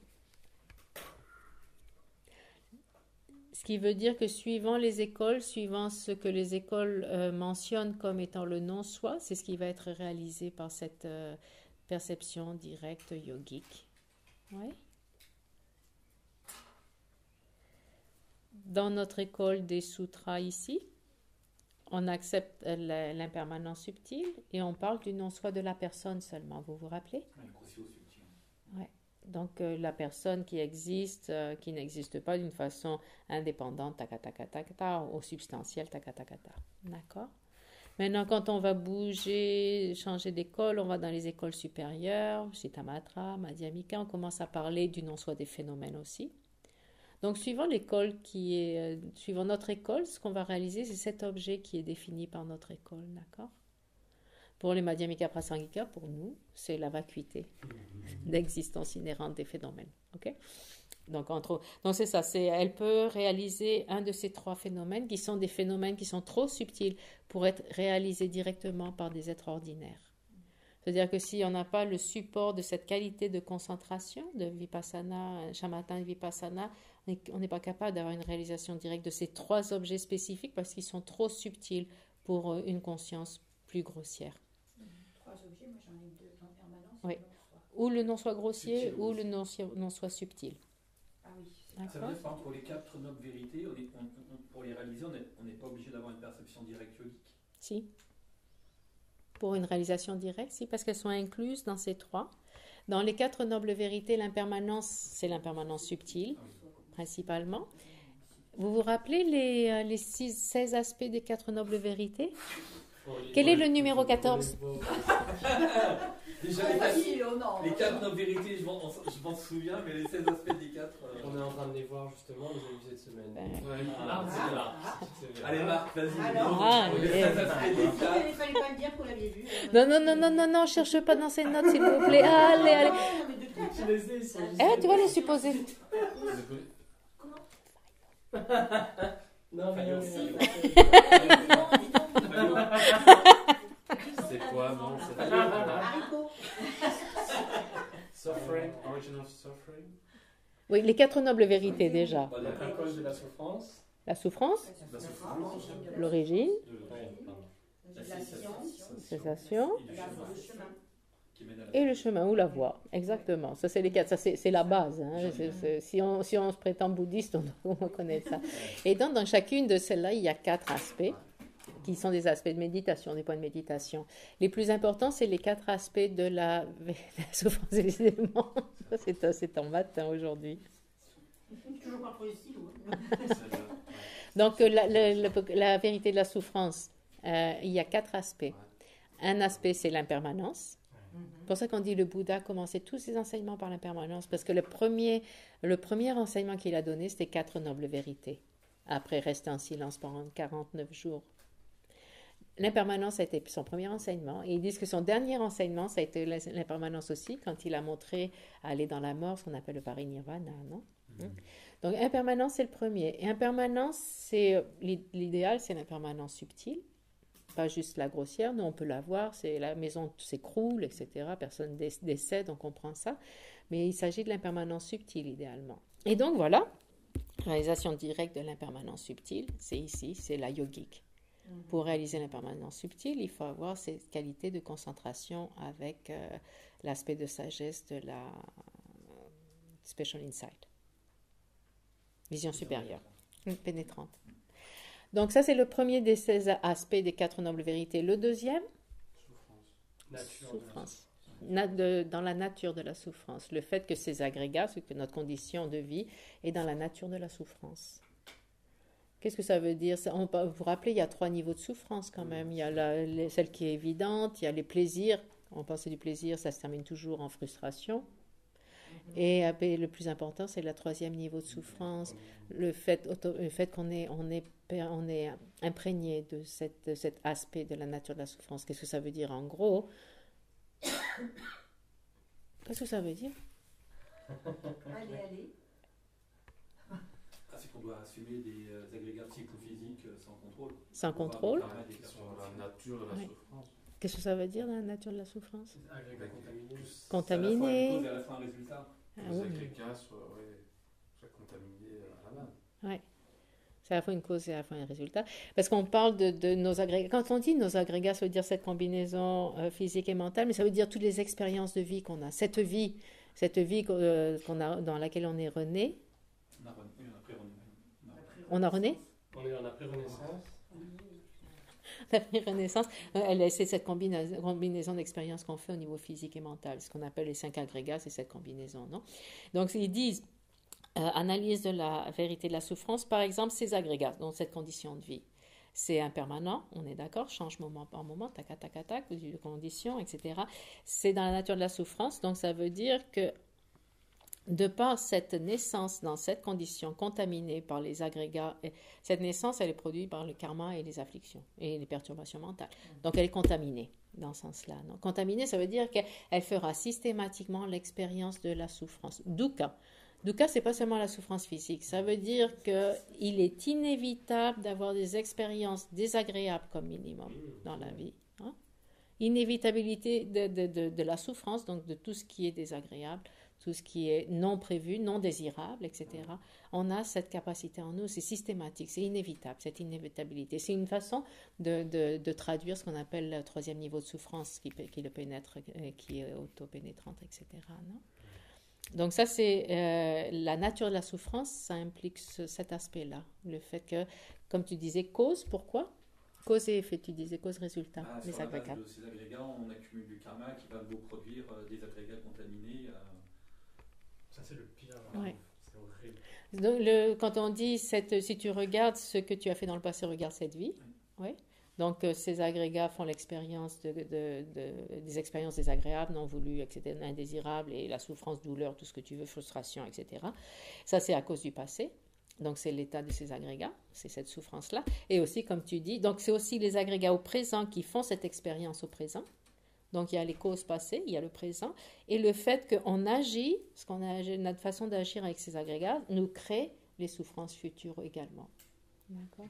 Tout ça, c'est inclus dans ces agrégats qui sont dans la nature de la souffrance, qui sont contaminés, etc. Okay. Ensuite, vide et non-soi. Donc, on revient aux quatre aspects de la vérité de la souffrance. On a vu les 2 premiers, vide et non-soi. Ici, on les connecte avec le non-soi grossier et le non-soi subtil, qui est réalisé directement par la perception yogique. Ok? Ouais. Empty, vacuité, vide, ça ne veut pas dire la vacuité des prasangika ou des madhyamikas en général. On ne parle pas de cette vacuité. Vacuité, ça se réfère à la personne. La personne qui n'existe pas d'une façon indépendante, unitaire et permanente. Ça, tous les bouddhistes réfutent qu'il y ait une personne qui soit permanente, unitaire et indépendante. On pense à l'âme, comment dire, l'âme. Dans la notion chrétienne qu'on a l'âme, non, qui va au paradis ou qui va en enfer, etc., qui continue. On a une âme qui est permanente, unitaire, indépendante des agrégats, etc. Dans l'Atman, dans les traditions hindouistes, par exemple. Donc ça, c'est réfuté. Tous les bouddhistes réfutent ça. Et c'est le 3e aspect de la vérité de la souffrance. D'accord? Vide. Vide se réfère au fait qu'il n'y a pas une personne indépendante, permanente et unitaire. Okay? Indivisible, unitaire. Hein? Et la 4e aspect de la vérité de la souffrance, c'est le non-soi. Là, c'est le non-soi de la personne qui existe de façon autonome et substantiellement existante et autosuffisante. Dans ce cas-là, c'est un petit peu différent. Il y a quand même une relation entre la personne et ses agrégats. Mais la personne, c'est plus une entité qui est un petit peu à part et qui contrôle les agrégats. On dit c'est le contrôleur de ces agrégats en quelque part. Et c'est une notion qu'on a, nous. Je contrôle mes agrégats. Non? Je fais ce que je veux. Je demande à ma main de se lever, je demande à cette langue de parler. Non, on a l'impression Je d'avoir vois. un certain contrôle sur ces aspects mentaux et physiques. Donc ça, c'est aussi questionné et nié par le bouddhisme. On a surtout l'impression que le jeu existe Oui. indépendamment. Oui. C'est le chef, c'est celui qui pilote tout. Ouais. quoi. Il est quand même relié, mais il est différent de ces agrégats. Ce n'est ni l'esprit, ni le corps, Et ça, c'est très puissant. c'est autre chose. Et ça, c'est constamment. Ouais. C'est pour ça qu'on a ces notions qui sont innées. C'est pour ça qu'avoir une réalisation directe de l'absence de ces notions innées en nous, il faut quand même quelque chose de solide pour ébranler ça quand même. Des fois, ils disent Ouais. je pourrais changer de corps, prendre ce corps-là qui est plus jeune, ça serait bien. Aussi, alors que non, ouais. en fait, ça va pas. Et pas contrôle Ça, non c'est plus, de bien que toute j'ai façon. l'esprit d'Einstein. Ouais, mais du coup, tu serais plus marre. C'est vrai. Donc c'est ça, c'est l'idée. C'est pour ça qu'ici, quand on parle d'une perception directe yogique, on parle de cette réalisation directe qu'ont les êtres supérieurs, de ces éléments de base que nous, on ne peut réaliser à notre niveau parce qu'on n'a pas cette capacité, cette évolution mentale au niveau de la concentration et de la pénétration de l'objet qu'on peut avoir grâce à la concentration. Ça, là, ça manque. Et on manque aussi les connaissances de la réalisation conceptuelle élaborée, répétée, familiarisée du non-soi. Parce que pour avoir une réalisation directe de l'impermanence subtile, du non-soi de la personne, par exemple, de ces deux genres il ne faut pas seulement avoir le calme mental, parce qu'il y a des non-bouddhistes qui ont shamatha, le calme mental et vipassana sur d'autres objets aussi, non? On a des bouddhistes qui ont ces niveaux de concentration, mais qui manquent de la connaissance de base. Donc, en plus de cet aspect de la concentration, on a besoin de développer ces connaissances, comme on a vu depuis l'ignorance passer au doute, supposition correcte, super important, l'alimenter par la contemplation, etc. Arriver à une certitude, qui est une inférence, certitude, inférence. On alimente au niveau conceptuel cette réalisation qu'on a eue par l'inférence, et avec ça, boum, à un moment donné, ça va faire une perception directe yogique. C'est cool quand même. Quel boulot. On est en plein dedans. Ah, on est en plein dedans, là. À la fin de l'année, c'est garanti. Perception directe. Et sinon, On leur demande d'être remboursé. Ah, c'est comme il y avait un petit trop mignon hier. On a en classe dans le master programme, on a session de questions-réponses le vendredi. Et puis quelqu'un disait, oui, parce que celui qui s'intéresse au Prajnaparamita Sutra, à la pratique de la vacuité, tout ça, celui qui s'intéresse sur la voie du Bodhisattva, il peut rentrer sur la voie ou par la foi ou par la connaissance. On les appelle les followers, comment on appelle ça, les partisans ou les adeptes de la foi ou de la connaissance. Ça veut dire qu'un bodhisattva, quand il va commencer sur la voie de l'accumulation, il peut être amené à développer bodhicitta, tout ça, par la foi, la conviction, ou par ses réalisations, pas directes, conceptuelles seulement. Mais sur la certification, ces réalisations de la vacuité, il va comprendre les 4 nobles vérités, il va comprendre la possibilité de l'illumination et tout. Et donc un étudiant disait, ouais, mais dis donc, pour rentrer par la connaissance, pas seulement pas par la foi, mais par la connaissance dans la voie, ça prend des vies quand même pour avoir ces réalisations de la vacuité et tout ça. Et Geshe a dit, non, dans une vie, je te garantis, dans une vie, tu peux le faire. C'est cool. Et il dit, l'avantage, c'est quand tu rentres sur la voie, quand tu développes donc bodhicitta et renoncement, bodhicitta, sur la base de cette réalisation, la conviction est beaucoup plus forte que la foi. Comme on a dit, c'est une réalisation, c'est total, c'est définitif, c'est inébranlable. Donc ça veut dire que sur la voie, tu n'auras aucun doute, tu vas wham, comme quoi? Comme un avion. Un avion de chasse. Une fusée. À la verticale, comme une fusée. Alors que si tu as l'approche de la foi et la conviction, comme on l'a vu, ça peut être une supposition correcte qui peut être détrônée par d'autres facteurs. Donc, tu seras moins solide, ton esprit sera moins solide sur la voie. Et donc, la nouvelle d'hier de Geshe Gelsen, c'était tu peux obtenir ces réalisations conceptuelles, entre guillemets, cette conviction, cette certification de la vacuité ou du non-soi dans cette vie. Conceptuellement, sans parler avant de rentrer même sur la voie. Ça veut dire qu'il faut quand même la shamatha, vipassana, et obtenir cette conscience. Non, faux. Conceptuel, tu n'as pas besoin de shamatha. Tu peux l'avoir, tu peux avoir, j'ai demandé. Ah, ça Tu peux avoir une réalisation conceptuelle de la vacuité ou autre sans shamatha, mais ça n'aura pas la même qualité logiquement. Et sur la voie, tu t'entraînes avec shamatha, avec cette là. On peut parler de réalisation inférentielle en fait. Non. Ou supposition Oui, correcte. inférentielle, oui. Ça serait inférentiel, c'est ça, oui. hein. Ce qui est déjà- Oui, parce que si c'est une réalisation ou c'est conceptuel, c'est pour ça qu'on appelle ça réalisation conceptuelle. Passer par l'inférence, tu passes par un signe en particulier. Après, signe et familiarisation. Oui, ça peut être d'abord inférentiel et subséquente. En tout cas, réalisation Déjà, c'est conceptuelle. énorme. Et donc, ça peut se faire dans cette vie. C'était la nouvelle d'hier. Bon, Ouais, ben, mais ça c'est comme ça c'est du marketing, ça c'est comme Non. dire regardez Non. il n'avait pas obtenu l'état de Bouddha en une vie, sauf qu'il a fait tout un travail avant, donc bon après. mais si on est là, c'est qu'on a fait un travail avant. Ça, c'était une question du vendredi précédent, justement. Quelqu'un disait, oui, mais les trois, comment on appelle ça, l'accumulation des mérites pour trois éons. Il y a comment sur Incontable. Il faut pas commencer Comment en sur France parce que ça casse trop de gens. Et alors, ben c'est ça, mais tout le monde. Alors, il y a un étudiant qui dit, mais oui, mais là, c'est impossible, c'est vraiment trop long. Pourquoi? Et d'ailleurs, il disait la question, pourquoi on ne parle pas de la quantité de mérite nécessaire pour rentrer sur la voie? Pour rentrer sur la voie de. Hein? Pourquoi il n'y a pas un numéro comme les trois contre les trois éons? Il dit, est-ce que c'est parce qu'on se déprimerait? Parce qu'il faut 10 grands éons. Yeshua, il était mort de rire. Il dit, mais non, t'inquiète. De toute façon, on a déjà des mérites. On ne sait pas combien de mérites, incomptables mérites qu'on a déjà accumulés dans le passé.